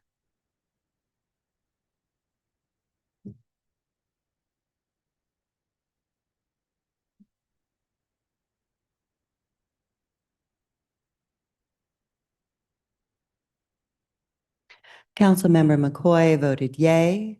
Councilmember Ferrer voted yay. Councilmember Munson voted yay. Councilmember Kuipers voted yay. Deputy Mayor Vale voted yay. And Mayor Overholser voted yay. We have a unanimous passage of that amendment to the ordinance. Mr. Mayor, I'd like to make a motion to adopt ordinance 2026-04, amending regulations related to the storage of recreation vehicles and trailers in residential areas. Second. All right. We have a motion on the floor by Councilmember McCoy with the fastest reading I have ever heard. And we have a second by Ed. Councilmember Kuipers. Yeah. As Yeah. amended. As amended multiple times. Okay, now we're going to go to a roll vote on this adopting of the overall ordinance. Don't forget to lock in your vote.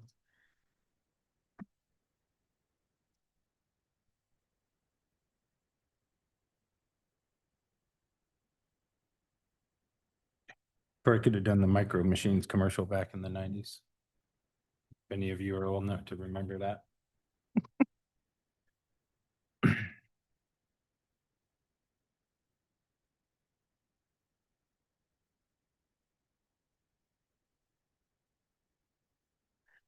Councilmember McCoy voted nay. Councilmember Ferrer voted yay. Councilmember Munson voted yay. Councilmember Kuipers voted yay. Deputy Mayor Vale voted yay. And Mayor Overholser voted yay. The motion carries 5-1. All right, thank you, thank you. Thank you. Yep. I saw Jazz hands that one up. I would like to take a quick 5-minute recess if we could. Um, Recess at 8:39 to return at 8:44.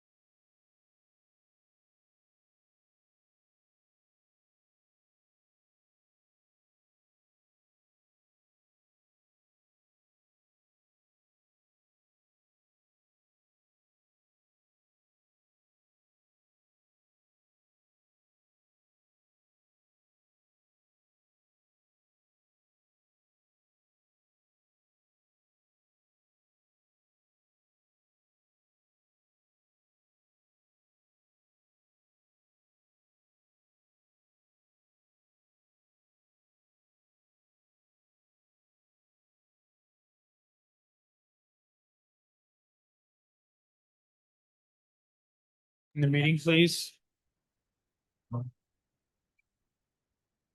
Mics are hot. Mics are hot. All right. The time is 8:44. I will reconvene the city council meeting.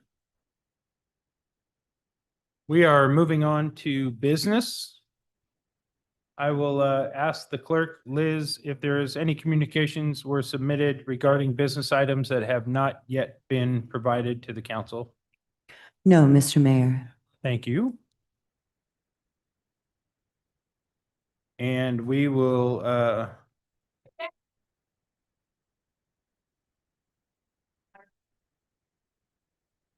what?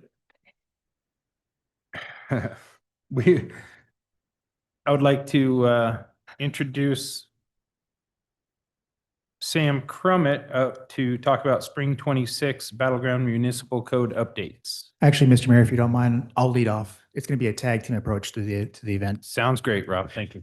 So just for background, this is regarding the city's updates to the Battleground Municipal Code. As council is aware, municipal code is updated every year.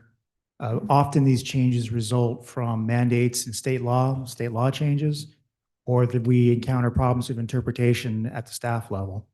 So during the meeting, we'll be providing you an update of what these proposed changes are for 2026. There'll be 3 of us making presentations. I'll be handling the first few ones that deal with the general administrative aspects of the code. Ryan James will be here to discuss issues that deal with public works related and engineering. And then Sam will talk about land development, community development type. Just as so council knows, but for the benefit of the public, these code changes were reviewed by the Planning Commission in March, I want to say, Sam, if I have that correct. Yeah, 2 meetings in March. Thank you. These were also presented to the city council at our retreat that we had in March on the 6th. This evening, we'll discuss those with city council in a public forum, and then on the 20th, there'd be a public hearing to follow when we ask council to take specific action. So Sam, if you could bring up the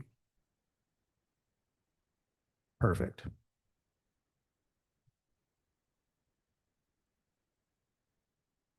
And then scroll down to the table. There we go. And if you could increase that in size if possible. And if not, I'll just start talking. The first proposed code change deals with section 2.28.010. That's the Planning Commission terms. This part of the code was last updated, I want to say, in 2010. At that time, there was a high turnover on the planning commissioners on the commission itself. They instituted a series of staggering of offices that was mentioned in the code.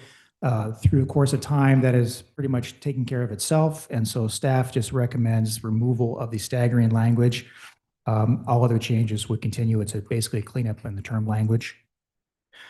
Code 2.60.010 deals with the pasteboard. This request actually came from the pasteboard itself. There is a youth member that serves on that 7-member body. And as the code is currently written, the age limit for that youth member is 14 to 18. Typically what happens is it's difficult to recruit the member because students come and go. Typically they're juniors or seniors and they serve basically 1 year. And so we have a high turnover in that seat.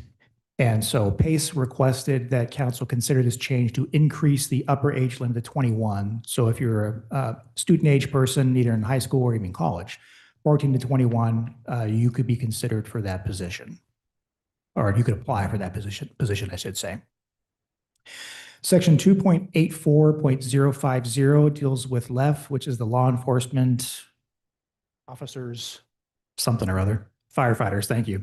It's the change of the term of office. It changes it from, it's a cleanup, it changes it for board officers from 1 year to 2 years. Section 6.20 and 6.10.400 are new additions that come from PD. The former deals with feral cats, the latter deals with rabbits. And as I mentioned, these are new additions to code. Section 8.32 is the regulatory standards for emergency services. That is requested to be removed from the municipal code. As council is aware, we now have ambulance services through an ILA, so it's redundant. We request that be removed. And the last one that I have to speak about this evening is section 8.36, it's special event permits. It adds one term, circuses, to a definition of what qualifies as a special event. Elsewhere in the code, I want to say it's in section 17, it specifically talks about how circuses and carnivals are subject to the special event permits process. We just want to clear that up, make sure that we have all the terms defined in both places. And that's all that I have. Do you have any questions from council members regarding my updates? Can we get the touchpads? Oh, yeah. Can you re-enable the? Thank you, Liz. Sure. Go ahead, Councilmember Munson. Okay. Oh, thank you. Yes, scroll back, please, to scroll up a little bit, please. I think it's around 6 dot something or other. Samus. Let's talk about rabbits. Let's talk about. Can we go to the language? I'd like to propose some challenges to staff, and I'd like to see how council wants to go down a rabbit hole with me. I'm here all night. Yeah, we've been down a few already tonight. There we go. Nailed it. Okay. It's unlawful for, where is that? Where's the, no, there's no person shall keep more than 5 rabbits on a single residential lot. Can you show me, without making this inefficient, the code where it says how many cats you can have or how many chickens you can have? I'll tell you right now, I already know the answer. Yeah. Okay, so why are we putting the number on rabbits when we don't do it on other things? So now I'm going to address this away from staff and bring it to council. I understand, I heard from one council member previously that he has rabbits all over his neighborhood. I understand that could be frustrating, but I guess the question I have is we're going to introduce a whole new section of rabbits and restrictions. And I just don't think it's a benefit to the community when we're not addressing all the other wildlife that we have. So Domestic animals. let me give you just a real quick backstory, council. In 2013, 2014, somewhere around there, I was on planning commission. The council at the time took exception to roosters. They passed it. You're not allowed to have a rooster in the city. We have roosters all over the city. We're not enforcing that. Now we're going to add some code language that's creating more restrictions, which puts more of a strain on city resources. I don't want to put more strain on the city resources. So personally, I don't think that we need to even have this added into this. If we could see, go ahead and scroll down just a little bit so the council can read some more of what you're adding. That's the bottom of it. Your code, the city's presentation of this, and in all honesty, the spirit is there and I get it, but being conservative with taxpayer money, I think this just takes more time for the city to have to deal with it. Again, I'll go back to staff. Do we have hundreds of complaints by one person? So that silence tells me what I need to hear. I'm not interested in this code, council. Okay. If I still have the floor, then let's keep going. Can we go back to your table? We'll do a lot of back and forth here. I promise I'm not going to pick on every one. Go up a little for me. Okay. Oh, actually, for this chapter, I'm good here. I would like to jump into 12 when we get to that point. So I guess I'm asking for council consensus. Well, we have Councilmember Kuipers, you are up.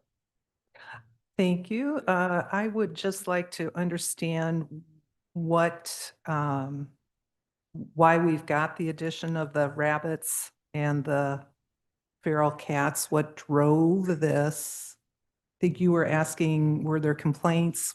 We didn't have anything specific, but how did this get here in the first place? There must have been something.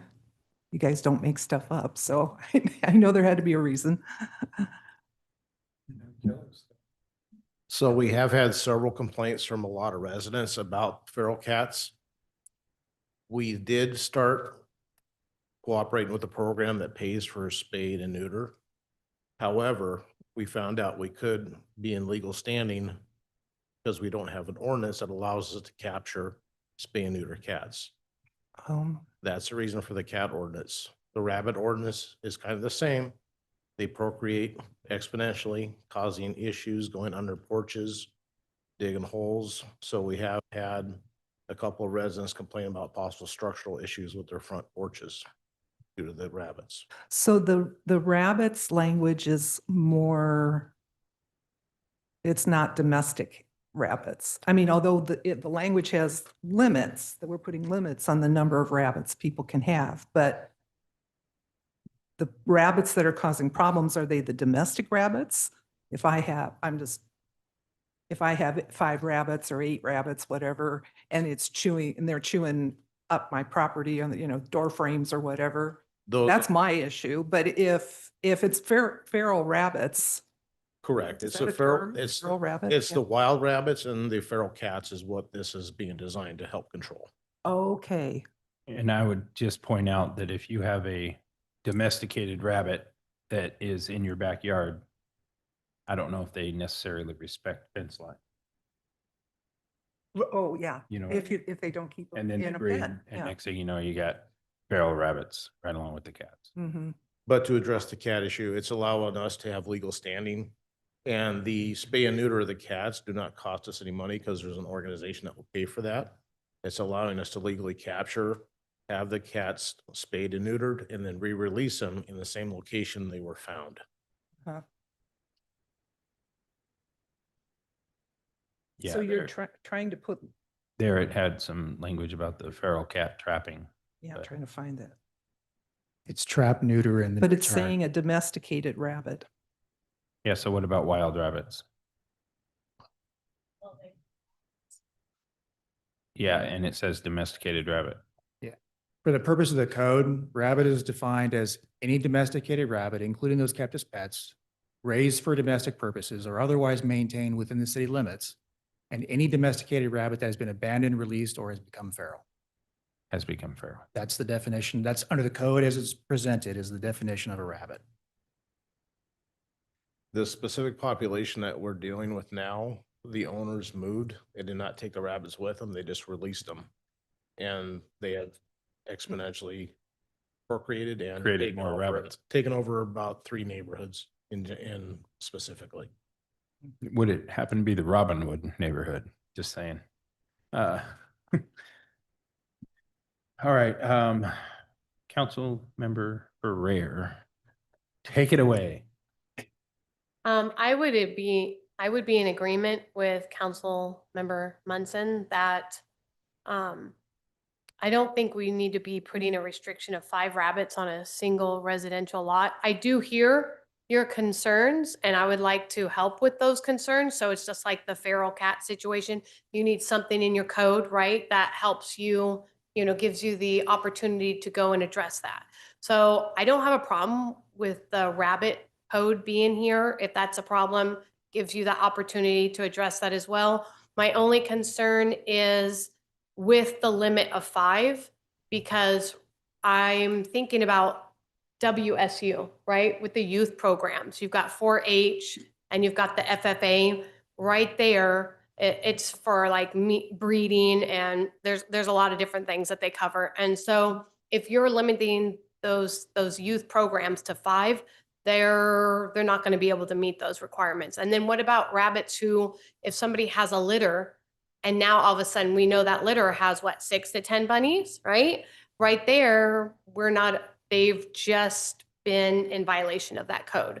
So I don't know if I would suggest maybe putting some language that puts exemptions in for 4-H or FFA programs for those youth programs, and also weaned litters because they need their mother for a while. But also at the same time, I'm just not in favor of putting the 5 on there. I'm completely in favor of keeping this up to help our law enforcement and, and people who are being overrun by bunnies. I like them out there personally, but I'm not up here for that. But the other thing is 6.10.430 talks about containment and housing. I would like to see maybe something where you have to, because some of the complaints that people have is when they do have these shelters, they can be stinky, they can have flies and stuff like that. And sometimes people could be, without thinking, putting them underneath somebody's window. So I don't know if what council thinks about maybe putting up a setback requirement from people's homes, from bedroom windows and stuff, so they're not smelling it. Yeah. Maintain sanitary conditions. Yeah, yeah. So, okay, then I'll just, I'd say I'm not in favor of the 5 rabbit restrictions because of the youth programs. Do you have a And recommended restriction number? I would just say get rid of 420 altogether and just leave it as, the 410 and the 430, everything except for just remove 420 because you're helping the police officers deal with the rabbits who are running them up. That's the idea, that I would hope they're not trying to get domesticated rabbits that are actual pets, but they are going after feral rabbits where homeowners, if you look at the feral cats, domesticated is totally different language. Domesticated means that they can still be working, they're adoptable. Whereas, and the feral is meaning, correct me if I'm wrong, feral is more like they can't engage socially. They're not adoptable. They're just not domesticated. Anything that's not domesticated is feral. Well, if you go up to the cats, You anyways. So yeah, I would be in favor of removing 420. Okay.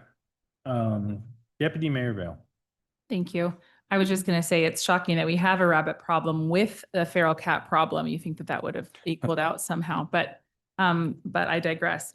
I would say that I agree with striking 0.420. I am not in favor at all of us regulating how many pet rabbits somebody can have in their home or in their residential lot. And I have a friend actually who lives in the Battleground city limits who has a yard bunny, and he's adorable. And he has respected the boundaries because his owners have been respectful, and they've established a cage containment system for him, but he has free reign of the backyard. And I love that. And again, I think that that's our job to be able to step in when there's issues, but to not have that government overreach. And I see this as that. So I would love to see language that pertains to us being able to trap those rabbits when there is a problem, because there is a problem. I took an amazing ride along with an incredible officer here with Battleground. And I was shown the bunny issue, and it was massive. It was massive. They were adorable, but they were adorable because I don't live in that neighborhood. And if they were in my garden eating all of my produce, I would be very upset too. So I understand that, and I would like language that allows us to be able to trap and remove these and hopefully rehome them in some way. But I think us having oversight again with a number is restrictive, and I don't appreciate that language at all. I think, Deputy Mayor, the language you're talking about is found in 610, 410-2. Rabbits found running at large may be impounded by animal control. Mm-hmm. Mm-hmm. All right. And your neighbor's domesticated bunny better watch out for these feral cats. She didn't say neighbor. Friend, whatever. Not neighbor, but Yeah, I within love the that city we're limits. talking I will about not, settler. I will not specify where. Councilmember McCoy. Just a quick question for law enforcement. Whatever the number is, doesn't matter to me. My question is providing a number in the ordinance give you clear and actionable enforcement? So would you rather have a higher number in there than none at all? Because I see this ordinance as trying to prevent hoarding and situations that get out of control and not necessarily getting down to that singular level. I don't think a number is really relevant to the argument that we're trying to control is just that wild, undomesticated rabbit population that gets out of control. Perfect. Thank you. Okay. Hmm. That was a good section of presentation. I don't, Do- we've made our recommendations. Let's move on.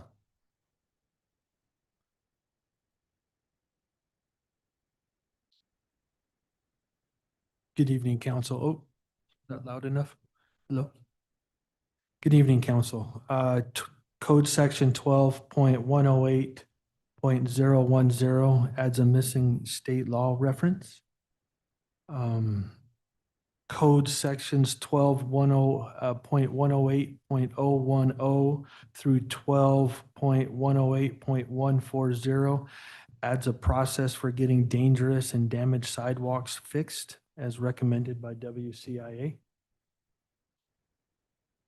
12.108.150 just renumbered the section. 12.116.040 this we added a new cross section for East Main Street per the Old Town Plan. Sam, can you scroll down so we can follow along, please? Keep going. There we go. Yeah. 060. Yeah. Carry on, Ryan. 12.116.060 clarified our the ability for consultants and others to modify our standard asphalt and crush surfacing base course depths or the base rock underneath asphalt. Added some language on transit stops for a request from C-Tran. 12.116.180 added some language from, as a request, from C-Tran for transit stops. 12.118.010 added some new definitions and updated out-of-date ones. 12.118.020 referred to or referenced where annual permit procedures can be found.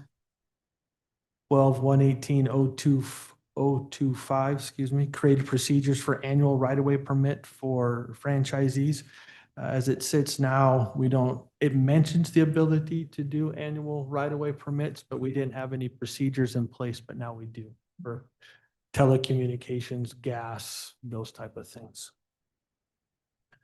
12.118.030, some additional clarification for franchises when they're exempt.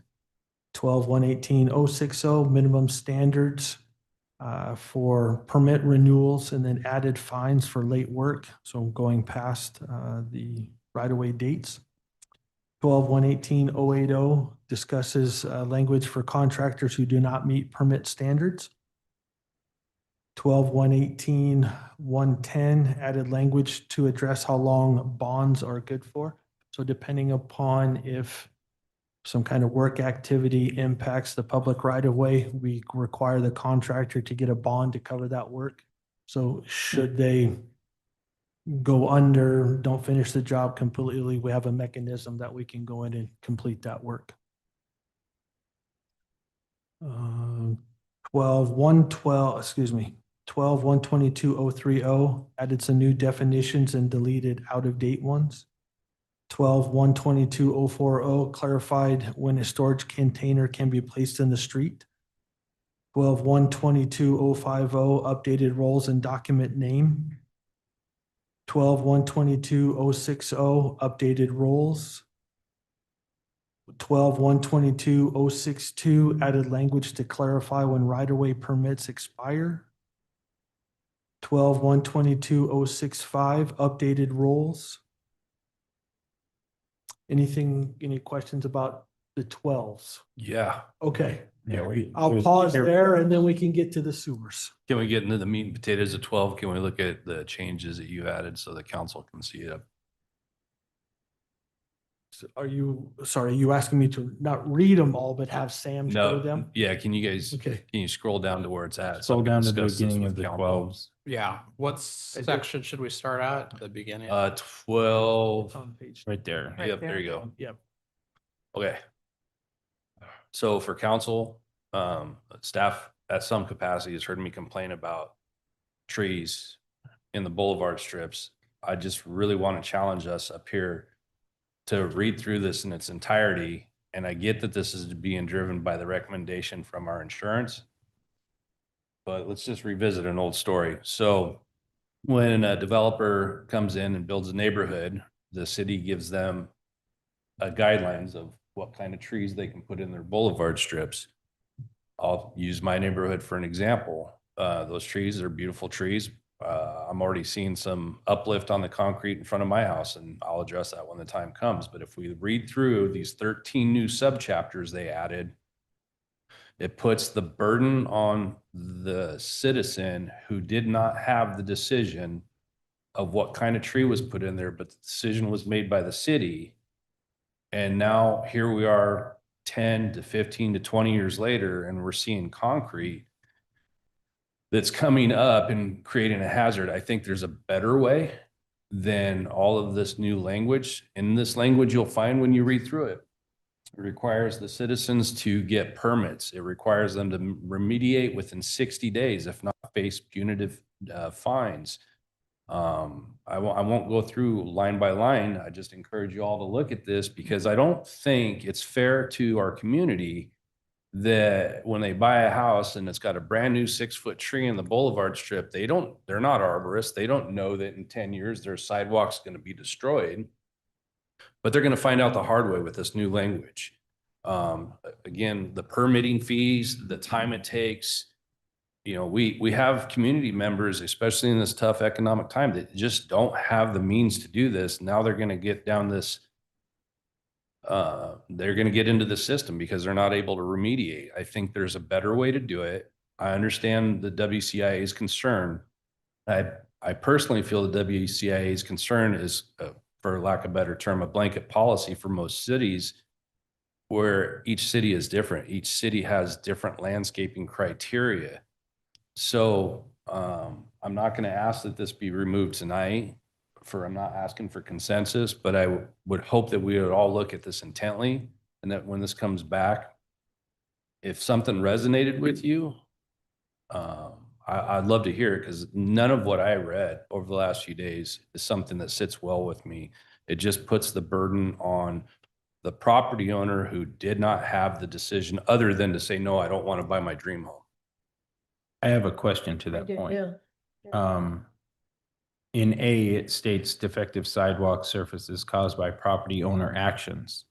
If you buy a home that a developer was told he had to plant trees in there, is that a property owner's action?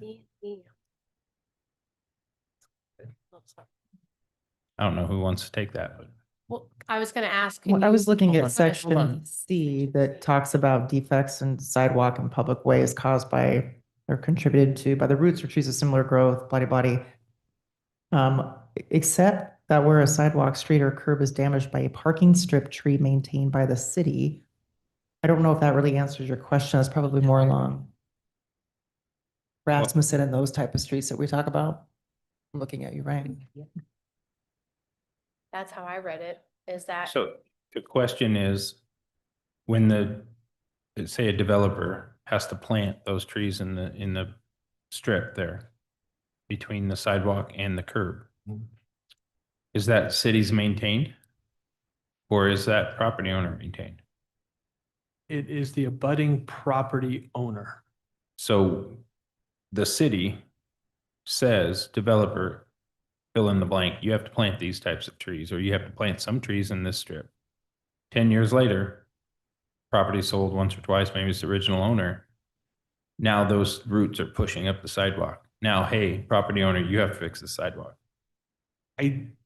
While I've been here 18 years, I don't know off the top of my head when we started to require root barriers. So they're 3 or 4 feet high, 5 to 10 feet long, thick plastic that goes in the landscape strip between the sidewalk and the tree. The older neighborhoods did not have those mechanisms, so that's where we're seeing the uprooted sidewalks due to tree roots. Since I've been here where we've had the root barriers installed, I have not heard of any issues with sidewalks uplifting due to tree roots because of the root barrier being installed. I don't know if that helps to answer your question, but at least moving forward, again, from whenever we started that requirement, and again, I'm sorry, I don't know off the top of my head, we shouldn't see any more issues with sidewalks uplifting because of that mechanism in place. Right, and so we might be dealing with neighborhoods, to Councilmember Munson's point, that are older than the requirement of the root barrier installation Correct. during the planting strip Yes. development. Okay. Councilmember Ferrer.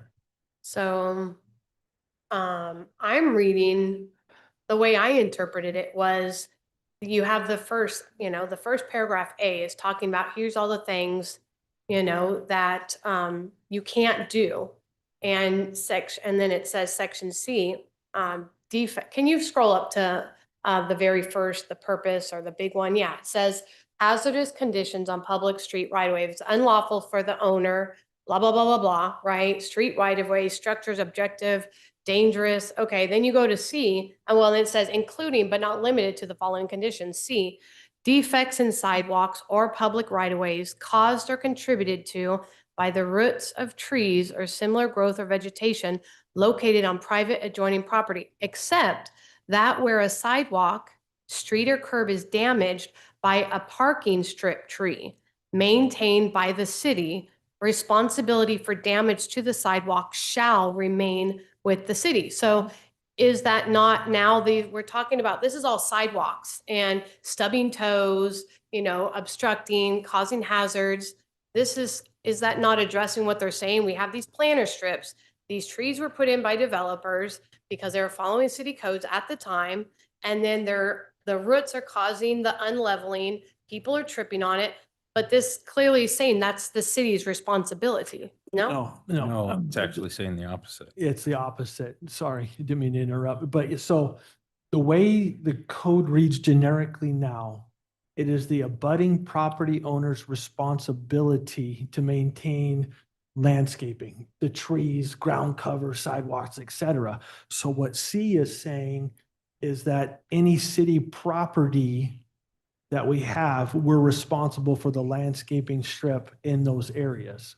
So should First Street out front here have a landscaping strip, we would be responsible for maintaining and correcting those issues with the sidewalk.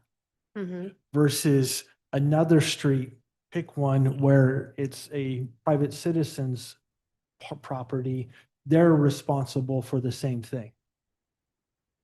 So it's just clarifying or defining when and where the city is responsible for sidewalk. Okay. before we go a second round, I Well, want to I make sure. finished. Oh, I'm sorry. It's kind of. It was really quick. I was just wondering on C and E, thank you, Mayor. C and E, it uses the words, where is it? Parking strip tree. Why aren't we using planters strip like we use on all of our other codes? Because I'm just thinking somebody is looking at this to see what their responsibility is. And, I'm on city council and I was like, wait, is that? I had to second guess and then go do all of this research. Can we fix that to add, so it flows smoothly and it's uniform with all of our other language when you look into 12 for transportation and all the pictures, it specifically says planters strip. This is the only, so yeah, that was my only little thing. Well, isn't the parking strip the part that's your driveway approach? It says specific what the planting strip is, and it's that little piece in between the curb and The sidewalk. planting strip, but the Yeah. parking strip is your question, right? I'm just, well, is that not what that is? It's the parking strip is a planter strip?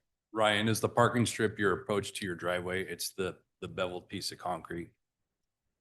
As I see it, and the landscaping strip, the landscaping part is the Planter. grass area planting strip between the sidewalk and the curb. where it says the parking strip tree, I'm not sure where that came from.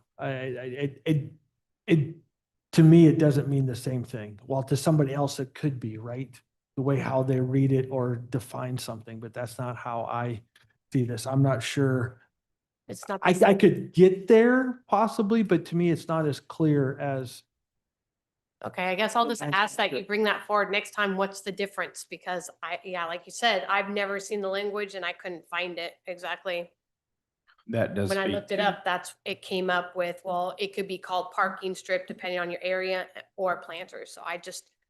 So if it is something different, please let me know. If it's the same, can we just keep it for uniformity? Yes, and Okay. as I understand this new section or new language, we had borrowed it and from a different agency Okay. and worded it, if you will. So this could have been an overlooked, wording in there that,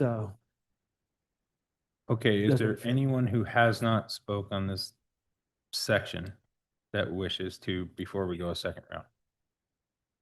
All right, hearing none. So I'm Councilmember gonna West. just recap this again for efficiency. So I'm gonna pick on Northwest 12th Street.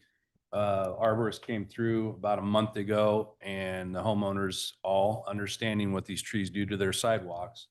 And they hired this arborist who wiped out 6 or 7 trees in just a couple lots. So when we talk up here about RV ordinances and how it damages property value, well, when you cut down all these mature trees because you're trying to prevent concrete buckle, when you cut down these trees, you're hurting property value because people love to see mature trees when they're buying a house. So they're cutting these trees down to prevent themselves to being put in this situation. The biggest part of this that I have a concern with is, and correct me, Chris and our attorney online, but by putting this language in there, if it's not enforced and litigation gets involved because somebody gets hurt, who's got a bigger pocketbook, the homeowner or the city? So by having an admission that you think that this is a problem, and I'm not a lawyer, so correct me, but by putting this in here, if code gets a complaint about an uplifted piece of concrete and that does not get addressed and that same complainant then goes back a month or 2 later and gets hurt, their lawyer's going to look at this and they're going to look at the property owner. They're going to go for low hanging fruit, which is the city. So again, I would just ask that this council, if you can, take a deep dive into this because when it comes back, I'd love to be proven wrong. I really do. But the way I read it over the last few days, it just brings some heartburn to me. Kirk, can you weigh on? Sure. I was just going to comment that, the changes in the code provisions won't necessarily trigger liability on behalf of the city. But if we're receiving complaints and we're not acting on those complaints, yes, that certainly will be problematic. So thank you, Kirk. And I'm not trying to cut you off. Did you have more before I finish my? No, I didn't. I'm sorry to interrupt. So no, you didn't. So thank you for that. I appreciate that. And that's kind of reiterates, council, my concern. We don't have big Los Angeles budgets to be paying out settlements because we added 13 subsections of code tonight. Okay. I had one last thing I wanted to ask about section 12. We haven't touched on it yet. Let's shoot down to 12.116.060 through .180. This is the C-Tran recommended changes.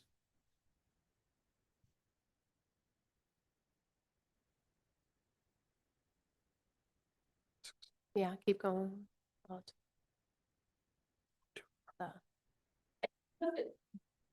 There's 180, go up just a little bit.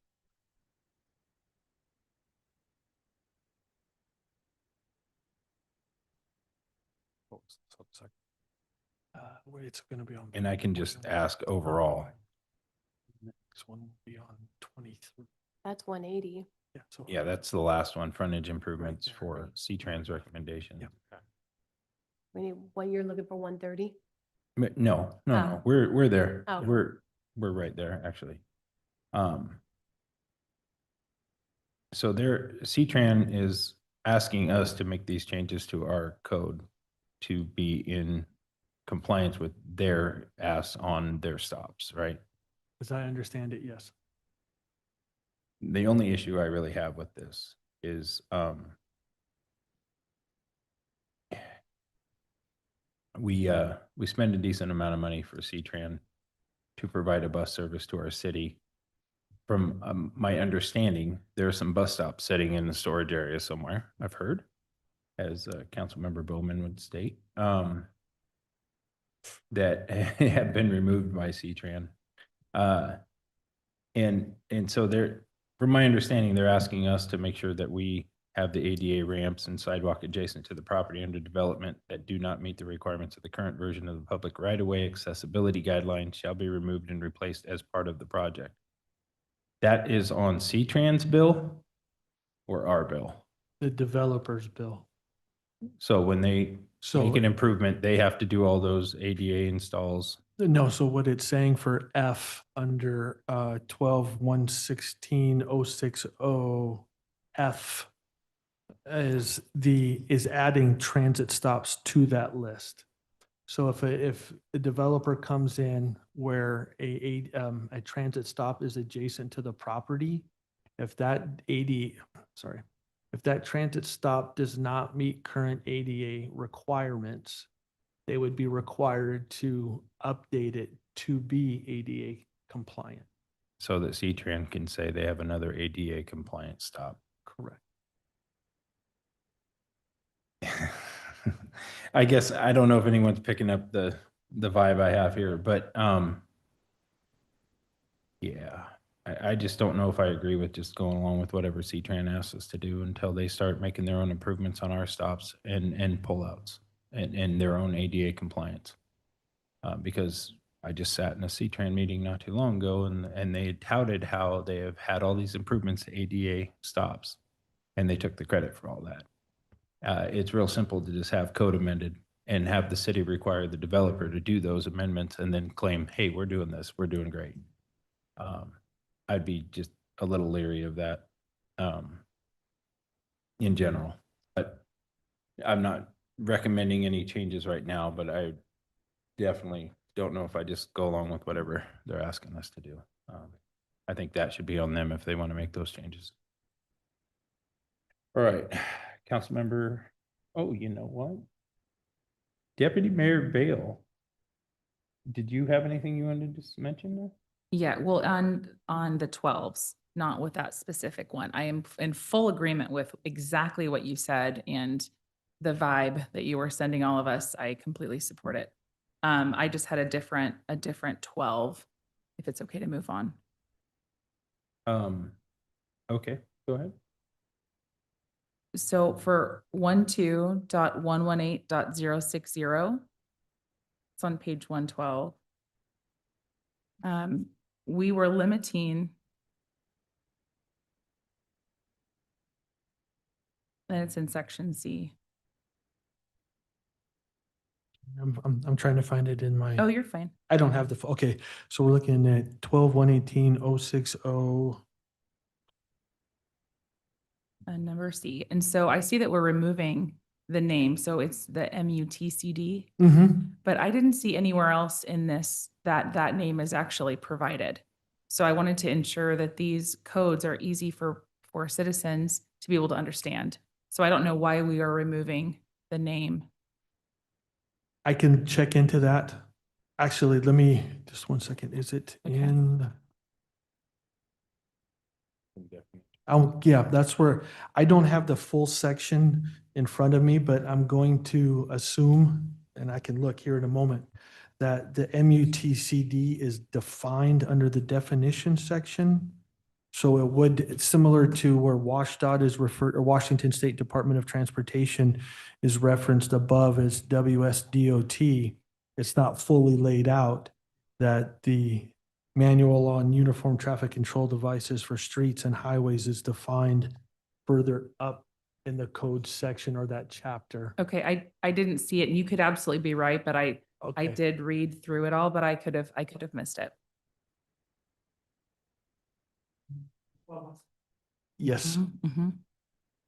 Actually, no, excuse me, we're in 12-118. 118. 118. 118. 118. It's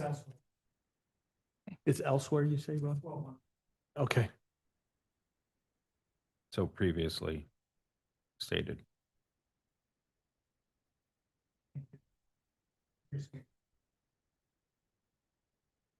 Mhm. Correct. Thank you. No, good catch. Councilmember Ferrer. I will make this one quick. So mine is on, if it helps you, page 23 out of 79 or 107. It's sections 12.116, 180. 1112, 12, 116, 180, and then section J. Mhm. Right, oh, up, yeah, oh. A, B, C. No, sorry. You're almost there. It's on. You're teasing. Okay. There, no, there it is. Okay. Nope, wrong section. Oh, yeah, that's not it. That's not it. What page number are we on? Yeah, that's 23. Go up one more full page. right. And there you go, that purple right there. Where frontage improvements are required, if a project is located further than 250 feet of an existing or proposed transit stop on a transit route, applicants for projects shall work with the transit agency in locating a transit stop and shelter directly adjacent or as close as possible to the main building entrance, provided that C-Tran agrees that they will service the new stop. I'm thankful to see if C-Tran will not service the new stop, then the transit stop is not required. My concern is seeing that there is 250 feet. So they could be 260 feet. And see if C-Tran wanted to put a stop, then this person is going to be obligated to put something there. 250 feet, 260 feet, we're talking like a minute apart. That is not far. If you go to Vancouver, right, you're looking at 800, average is 800, 900 feet apart. And that's a big city, compared to us, very rural. And we're going to have this requirement in our code that if you're further than 250 feet of an existing transit stop, you're going to have to work, to put a project in there for that. I don't know if how you guys feel about it, but I think that is ridiculous. That's my time. It just goes right along for me with C-Tran asking us to put these things in as favors to them. I don't like it. All right. Any other questions on the 12s? I'll just note that I'm an hour past my bedtime already. Let's roll. Next. Okay. So 13, code section 13-120-010, added language regarding ADUs and when they're required to connect to city sewer. Well, 13-126-060, made modifications to code to bring in compliance with our NPDS Phase 2 permit. 13-130, added a new chapter to address utility easement vacations. As we currently don't have anything, so if a business had a new building or development that they wanted to put in and there's an existing sewer line, water line, and there's an easement there, we didn't have a process to vacate that easement and relocate the lines. Okay. That's me for now. On to Sam. Okay, 15-104-010. In a case where there's a shell permit for a building, and the tenant improvements come after that at some point, they can go back to when that shell permit was issued. It provides some more flexibility for the building community. Back to Ryan. Easements. This is under our building code What? section, but it's cases for, Yeah, threw me off there. I'm like, wait a minute, that's under you. But it addresses situations that come up and not currently addressed for easements and yeah, I didn't even familiarize myself with that. I apologize. Skipped right over it. okay, moving on, if there's no questions on that. In 2012, the city was required to allow for collective cannabis gardens for medical use. State law and case law have since changed, and we can now prohibit these. So these are proposed to be prohibited throughout the city. And I think Councilmember Munson has a question. So, I don't know if it's a question more than I think a clerical mishap. Collective gardens are not by definition from RCW medical cannabis. The RCW specifically addresses medical cannabis. Collective gardens by definition, and I'll just use Vancouver as an example. Collective gardens are when the community comes together and there's a vacant plat. They can work with whatever municipality it is, and they can grow tomatoes and corn and whatever they want to do. And so by striking collective gardens, we're saying we won't allow that. When I think the intent by the city, when they put this in, had they followed the RCW, it wouldn't have been labeled collective garden. So under the spirit of understanding what you're talking about with the case laws, yes, I see the need for the change. But I think that by striking collective gardens, if say the property just north of Albertsons, which we gave to the fire department during the annexation, that has not sold and is going to be a long time before they will sell it. If a nonprofit or a church or anybody wants to go in there, the community, the neighbors want to work with the fire department and build a collective garden. I mean, we could look at Fruit Valley down there by Fruit Valley Elementary, one of the best collective gardens I've seen. It's well landscaped, it's well maintained, the community loves it, but we're going to strike language saying that we can't have collective gardens. So I guess, Chris, I'm asking, is there? I can add clarity. Okay. Our code 17-135-0650, even though the title says collective gardens, I agree, they should have added cannabis there to avoid the confusion. But when you get into the actual code language, it's very clearly a cannabis written code. Yeah, so we would allow community gardens any day. So we're tracking on the same page, which I appreciate. The bulk of the code is specific towards medicinal marijuana use. I get that. I think that we just need to reconfigure, if you need to take all that code out because you want to be compliant with case law, perfect. But I don't want to see collective gardens removed because I think the community, if they go to look up, are we allowed to do a collective garden and they want to work within the entity and there's nothing in there, then they have to come to the city and ask about that and how that looks. When collective gardens in nature are truly what they are. A collective garden, again, by definition, is where you plant, you grow, and you harvest. And that doesn't mean we're harvesting bud. We're harvesting fruits and vegetables in the greater good of the nature of the community and the people that want to put their effort into it. So what I'm asking for, if council agrees, is rework this to leave collective garden in our code of some fashion or the allowance of it, but take out the marijuana part that you need to take out. Or just, unless you all see something different than I'm seeing. Yeah, or I just see add something in there completely different. collective cannabis garden. Yeah. You Yeah. just throw in the cannabis word. This So- chapter, was entirely written for the medical cannabis. As a matter of fact, it refers to Title 69 Mhm. back in the day from Initiative 502. And Title 69 has been completely repealed. Okay, so again, when I looked at the RCWs, it's like 30, it's on my computer at home. They don't refer to it as collective gardens at all. They refer it strictly for what it is, medicinal marijuana use and the grow and you see what I'm saying? So all I'm getting at is take out what you need to take out, but reconfigure it somehow that people don't think that they can't do a true collective garden and not a marijuana collective. Chris, I don't think are you kind of going, see where? Yeah, I hear what you're saying, but what we're striking is, it's so completely geared towards medical. But what I read, and I could be wrong, but what I read is you're striking collective gardens completely. Yes. If you go down to are you seeing the same thing? No. Okay. I think you're confusing collective and Councilmember community McCoy. gardens. Okay. No, it's, No, yeah. collective well, garden, it- well, Community gardens, RCW 3521, 194, collect community gardens, RCW 3634, 360.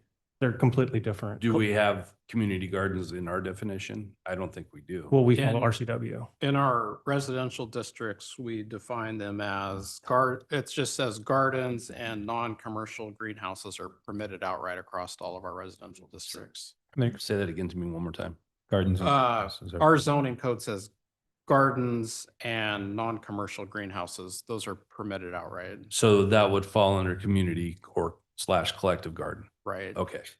And I would just say that looking underneath collective gardens, underneath our code 17.135.06, the very first thing in the sentence, I think this is why they're having a hard time thinking about striking it, is because it says the very first sentence, purpose. The purpose of this section is to regulate medical cannabis collective gardens in blah, blah, blah. So it seems like the whole chapter is all about cannabis. And that's what I was saying earlier. I believe it wasn't written with the true intent, what it needs to be written for.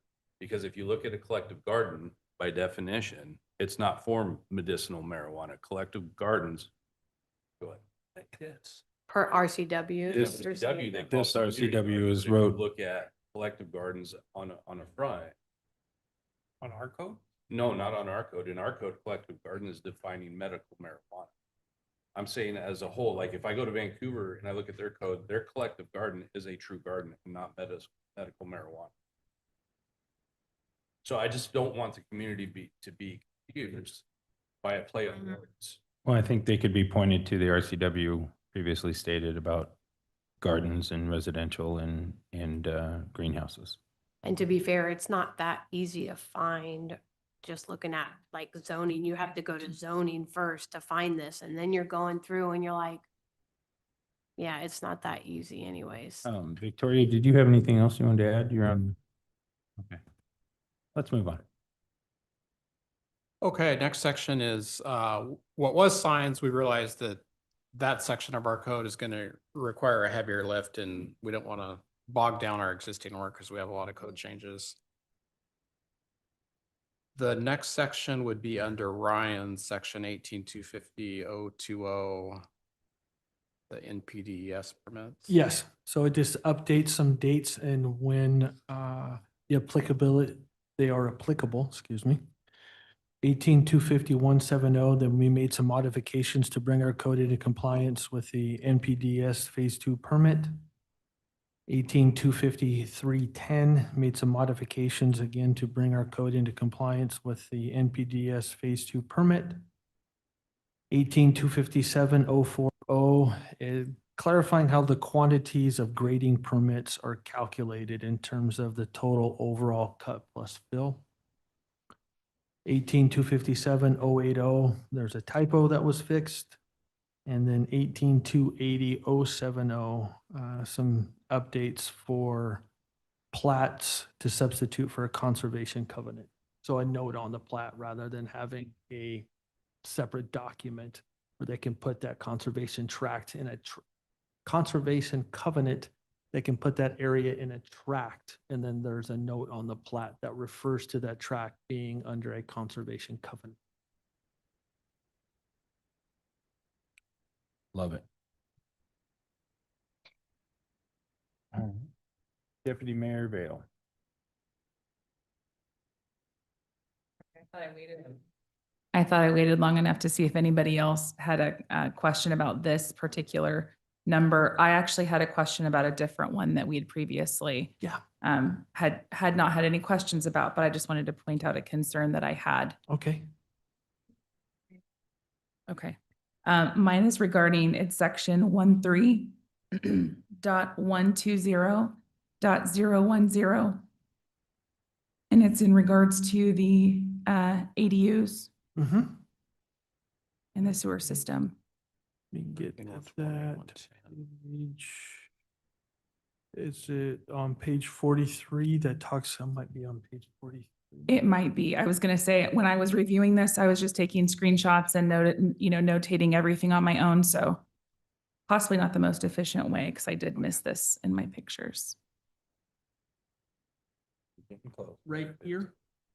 Yes. Okay. So it's number 1 under D.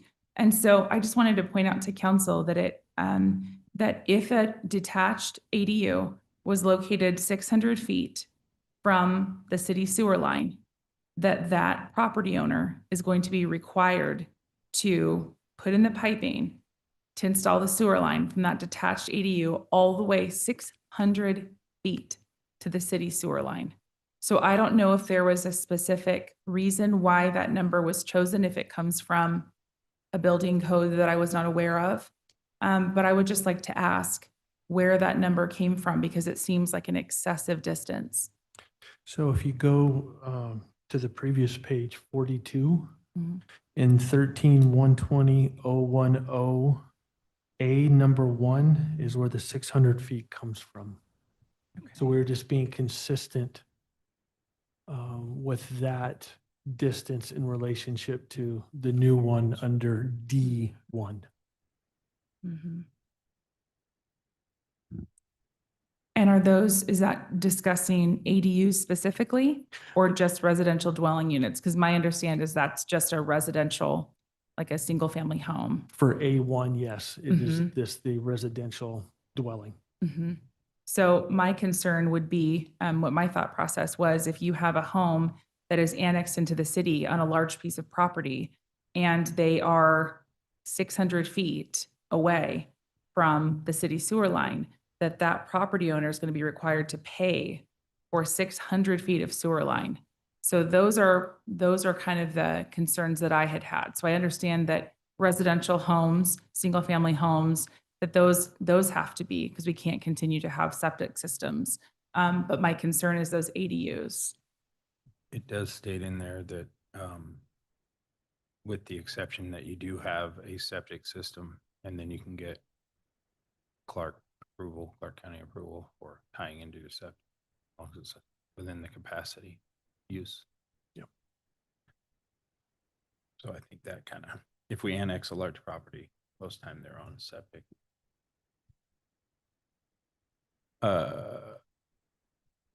Councilmember Ferrer. Just another quick one, going up to 8.6.010E. I think that's it, yeah.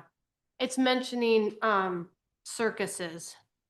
I'm just questioning why we're putting circuses there. Because if you go to 17.135.060, it specifically talks about circuses and carnivals and the permitting, it says circuses and carnivals are permitted subject to the special events permit. So, It's because circuses aren't defined in chapter 8.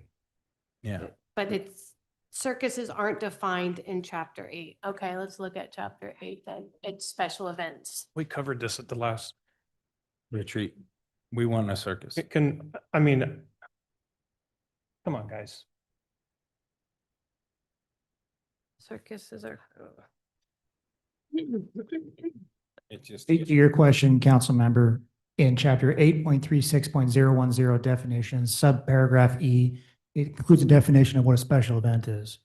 Special event includes any event which is to be conducted on public property or on a public right of way.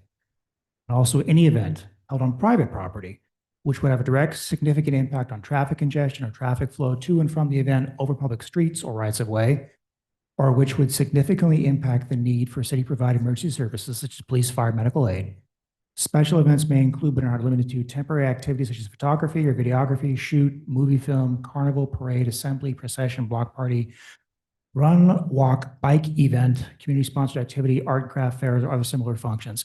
Carnival is mentioned in chapter 17, but circus is not. But and Yes, circuses too. Circuses, they're both in 17, but in 8, you only have carnival. And so we'd like to have redundancy to make sure that we're all speaking from the same language, Yeah. reading from the same sheet of music. Yeah, because it also says similar functions. So I'm like, is circus not a similar function? Staff But- believes it makes more sense to have some clarity in the code than not. All right, let's move on. Are we finished with that whole? Yes. Sorry, yes, I've finished the code updates as it relates to engineering. Hallelujah. Okay, You ready for growth management code updates? yes. Ready as I'm gonna be, Sam. Got a 2-hour presentation prepared. 1 second, let me get to the right page here.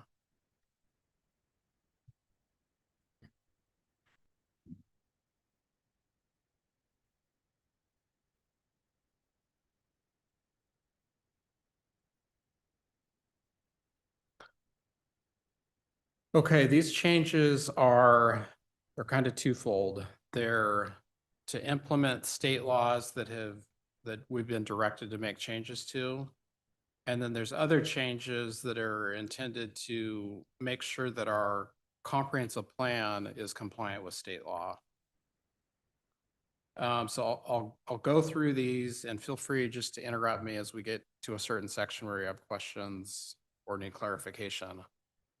But maybe I'll start with a planning commission recommendation. They, first of all, when it comes, you'll see transitional housing, emergency housing, these shelters, this is all coming out of state law. We initially drafted our language, best of our reading of state law was that you have to permit these wherever there's a hotel or residential or wherever residential is allowed, which is essentially all over our city. And drafted these permitted outright in all of our residential, all of our zoning districts. The planning commission raised some concerns that they did want more regulations around these. So they came up with the idea of a conditional use permit. And so that is what's drafted. I since got some clarification from our legal counsel today, and there's a recent state law that was passed as of March 31st that I think is not going to allow for us to regulate these through conditional use permits. These would be authorized to go through, we can't be more restrictive is really the phrase. What we can do though is run them through like any other development, which would be a site plan review. So, you know, if it was a hotel coming into our city, we'd say submit for a site plan review, make sure you comply with our parking, landscaping, traffic studies, et cetera. So that we'll add more, we'll be able to provide a clear legal answer on that the next time we meet on these. But that was one change our planning commission proposed. Second change was for, actually, I'm going to scroll through these just to give you more context, and I'll add the planning commission's comments as we go through these. So we are required by state law to allow for new types of housing. These are really all geared around people that are on the edge of homelessness or in a homeless situation. Emergency housing, emergency shelters, permanent supportive housing. I know I'm glossing through this at a high level. We can talk about these differences if you want, and then transitional housing. We have to have all these defined in our code, and then these are permitted if we need one, if Battleground needs one. I don't think we need one anytime soon, but if there is a need for one, it's in our code.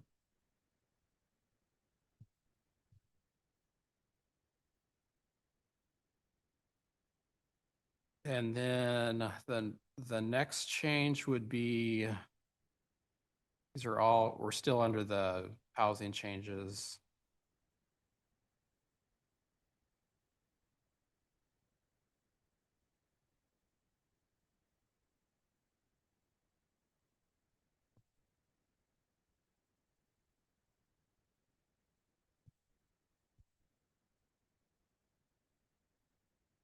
It's currently in our code, temporary encampments for homeless by any religious organization that's in our code. That's a right that any religious organization could set one of these up. New state law says that the city cannot impose permit fees in excess of actual costs associated with that permit.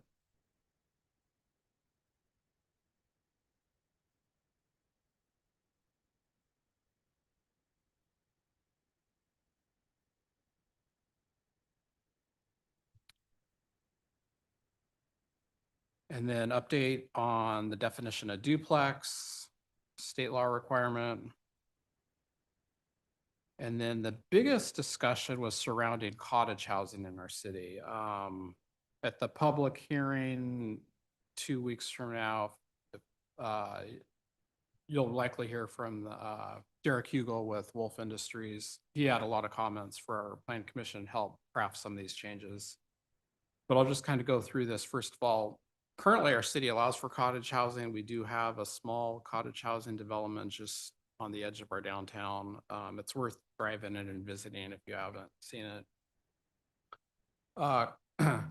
These are smaller units. Our existing code has them at no larger than 1,200 square feet. We're proposing 600 square feet to allow these to be a little bit larger. And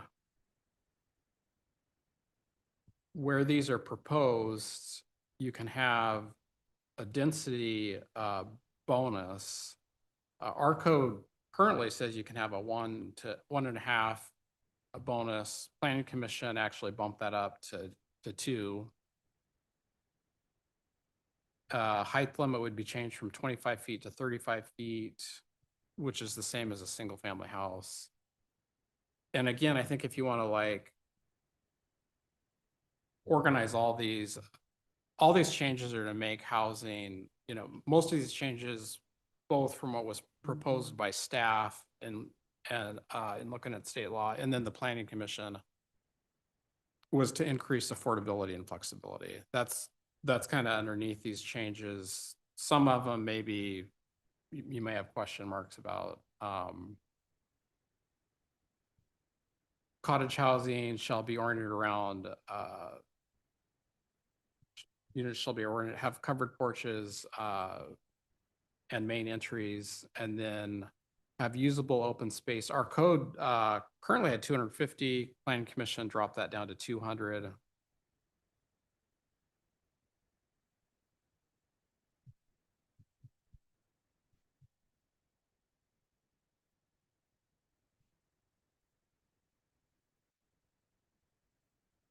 And then we added language. This really, a lot of this came out of some discussion with Wolf Industries, is kind of more unique cases where if you had an existing house with property, that existing house could be grandfathered and incorporated into the development. Language about trash and recycling. I'll pause there. Any questions around cottage housing?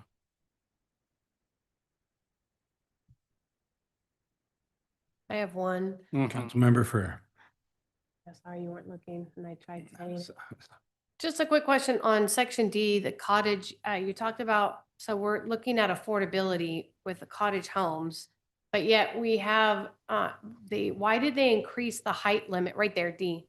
Why did they increase the height limit from 25 feet to 35 feet? What was the thought behind that? I think the thought was given that the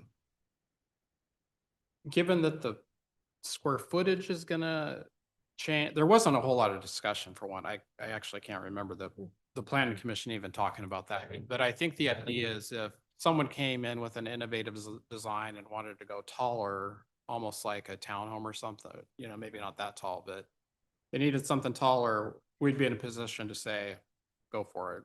It's like an Amsterdam thing. Sam, I think you spoke to it already. It matches our existing residential height and it allows for loft homes.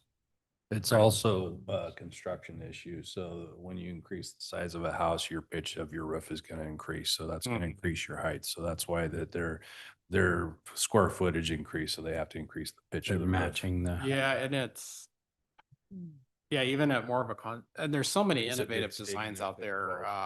So to 612 on a larger square foot, gotta go.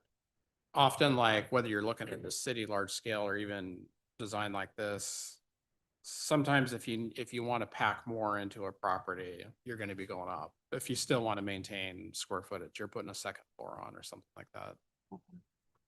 All right. Thank you, Sam. Okay, moving on from cottage housing. There's a requirement for co-living that needs to be in most of our residential districts except for our R3 and R5. And co-living is essentially like, I'll just read the definition, is a residential development with sleeping units that are independently rented and lockable and provide for living and sleeping space, and residents share a kitchen. So again, trying to provide other forms of housing that's more affordable. I mean, essentially, you could do this today in Battleground. You could rent out your house or a room, sublet. We don't prohibit that. We don't prohibit Airbnbs, et cetera.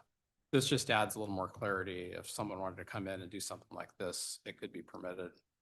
This also allows for like Oxford homes, correct? Mhm.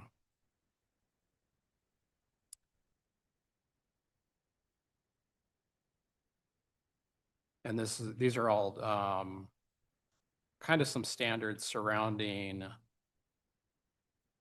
the co-living. Next section are parking requirements. State law specifically, Senate Bill 6015, I don't have the RCW. Actually, it's right there in the code, 3670A 622. We cannot require parking spaces that are larger than 8 by 20 feet. We have to allow tandem parking spaces.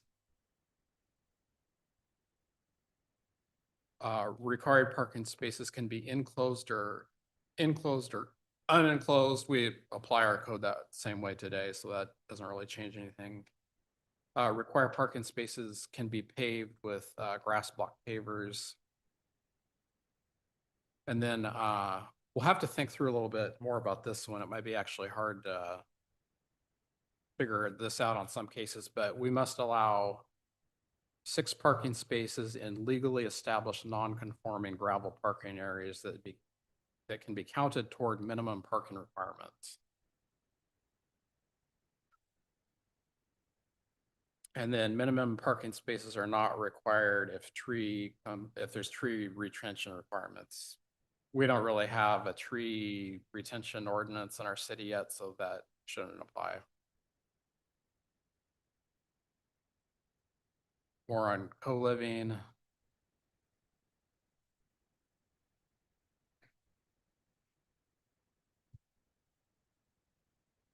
Sorry, I know I'm just cruising through this, but it's getting late. Tell me to slow down if I need to, but that's kind of the essence of our GMA required changes. I'm here to answer any questions or clarify anything if you have it.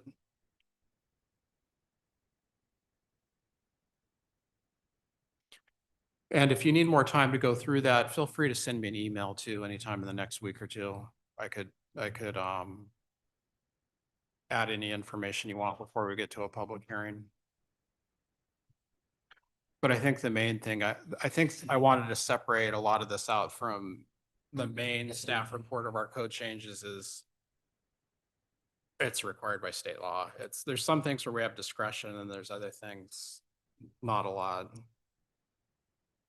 Yeah, we're just bringing it up to GMA requirements, right? Mhm.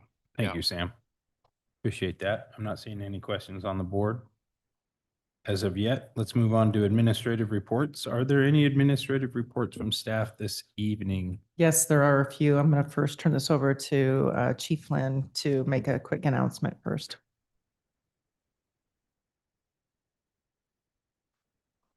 Good evening. I know it's late. Everybody wants to get out of here, but this man's waited for 3 hours and I owe this to him. We've been working real hard at the police department on exposing our officers and supervisors to quality training opportunities. It's beneficial to the agency, for their career growth, and ultimately the citizens. In police leadership, there's 3 big schools. The FBI National Academy, SMIP, which is in Boston, and Northwestern University, which is the Police School of Staff and Command. All 3 have their benefits. The School of Staff of Command is the most academically challenging. So on March 23rd, our own Lieutenant Jim Keller graduated from the prestigious Northwestern School of Police Staff and Command.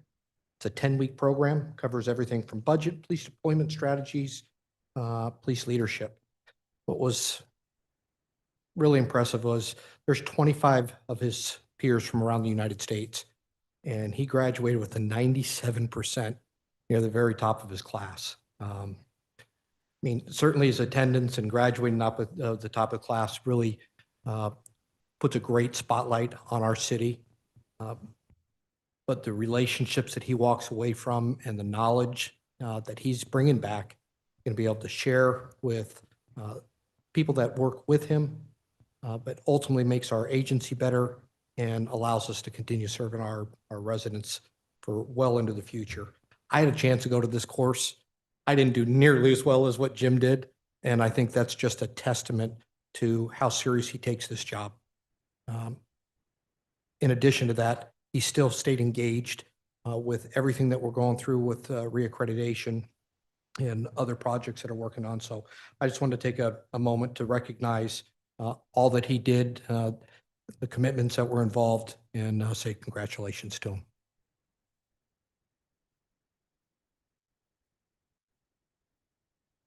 Thank you. Phenomenal. Great job, Lieutenant Keller. Okay. You got your coloring books up there. We're excited to share that the city's 75th anniversary coloring book featuring Benny the Bee is complete. Buzzing through the history of Battleground Washington features milestones in our city's history dating back to the 1855 battle that never happened. Benny takes us on a journey sharing information about Battleground's first postal route, the booming dairy industry of the early 1920s, the formation of our government structure, and the many community volunteers, leaders, and staff that make the city so wonderful. There's a page where you might recognize some of those individuals on the coloring page, but we wanted to share a very special thank you to Kendra Larata and Ink Ability Printing for their generous co-sponsorship of this coloring book. The coloring books will be available free of charge for visitors at City Hall, the Event Center, and the Police Department starting tomorrow. Additionally, they will be shared at upcoming community events. As planning continues, we encourage the public and council to follow us on social media for more 75th anniversary announcements and visit the 75th anniversary webpage on our city's website. Also, thank you to our communications manager, Alicia Smith, for leading the efforts on this, including this coloring book. And a bonus, you got some Benny stickers too there on the dais. Yep, so we'll be sharing all kinds of fun things for the celebration this year. Two more administrative reports. I'm going to turn this over to Ryan to talk with you about the railroad stormwater facility land purchase and the Grace Avenue Phase 2 right-of-way purchase. Good evening. On the Southeast Grace Avenue Phase 2 project, we're about ready to start making offers for the right-of-way. In this case, including 3 full acquisitions, 12 partial acquisitions, and 18 temporary construction easements necessary to complete this project. Offers will be based on the fair market value indicated in the appraisals or waiver valuations and will be negotiated per city's policies. If we can settle within policy limits, we will bring back the approval. We will bring the approval back via consent. If we receive a counter offer that is more than policy allows, then we will bring that to an executive session for discussion with council. All we need from council tonight is a consensus to move forward with the offers for this project following city policy. Basically a thumbs up. Anybody want to give consensus for right-of-way of Grace? Perfect. Yep. Thank you. Number 2 is for the railroad facility right-of-way. Reading from script, so I'm just stating what Mark said to say. I won't repeat everything from the last one as the same requirements apply here, but the railroad stormwater facility project involves 1 full acquisition, which is necessary to complete the project. All we need from council tonight is consensus to move forward with the offer for this project following city policy. Wonderful. Thank you. Moving right along now. I like this. You're on fire, Ryan. Keep going. Meeting adjourned. Too soon? That concludes the administrative reports, Mayor. Okay. On to council communications. Got Councilmember Munson. Go ahead. Thank you, Mayor. Council Coordination Manual Committee is going to convene pretty soon. A lot of what I'm seeing in that manual is just some clerical errors that will be easy to present. for changes, but looking at some of the bigger stuff, I'm going to talk about ordinance 2021-40 salary commission. I see, as we saw today, you guys announced that we now have a vacancy, which I don't know if this makes this easier or harder. But based off of my time here and watching the salaries increase the way that they have, and looking at the last couple years of salary commission meetings and the requirement it takes of your staff to do a 5-minute meeting, I'd like to see if I can get consensus from council to align with repealing this ordinance as we look at the governance coordination manual, and just essentially leaving our code that says what a salary commission is, but repealing this ordinance and dissolving the salary commission now. We have salary schedules for increases that'll take place over the next couple of years. I just don't see the need for us to exhaust staff time for salary commission meetings. I think we can save some staff time, and they made a decision last year that I believe gives three years of increases. You sent me the report here a couple months ago. So yeah, again, I'm just looking for consensus that we open this up to bring to a formal meeting for discussion to see if we want to repeal it or keep it in play. I mean, thumbs up, consensus, thumbs down, no consensus. I mean, just to bring it forward onto an agenda. I mean, I'm willing to look at it. So we'll just have that on a meeting agenda item. And did you say what meeting? Well, we're going to start meeting, the governance committee manual is going to start meeting 2 weeks? Well, So let's bring this up in the next it's couple pretty meetings. How about easy- that? Pretty easy discussion. So I would like to line it up with. There's no such thing, right? Yeah, right. I'd like just to line it up so that we're not modifying the governance manual multiple times, that we line it up. So if it does get repealed, it goes in line with whatever updates we do to the manual. All right. Any further council communication? Real quick, just a reminder, April 14th, I'm sorry, I forgot to put this into my presentations. April 14th, the meeting for ECHO will have the panel featuring officers from law enforcement agencies across Clark County. So it's going to be downtown. Jessica? No, it's going to be downtown on the 6th floor. Council meets. So I think it's going to be a lot of fun. It's going to be interesting. And then I'm sad to see the Civics Bee is going to be happening from 5 to 7 on our city council meeting night. Yeah. So I was really wanting to go. My kid was supposed to be in there, and so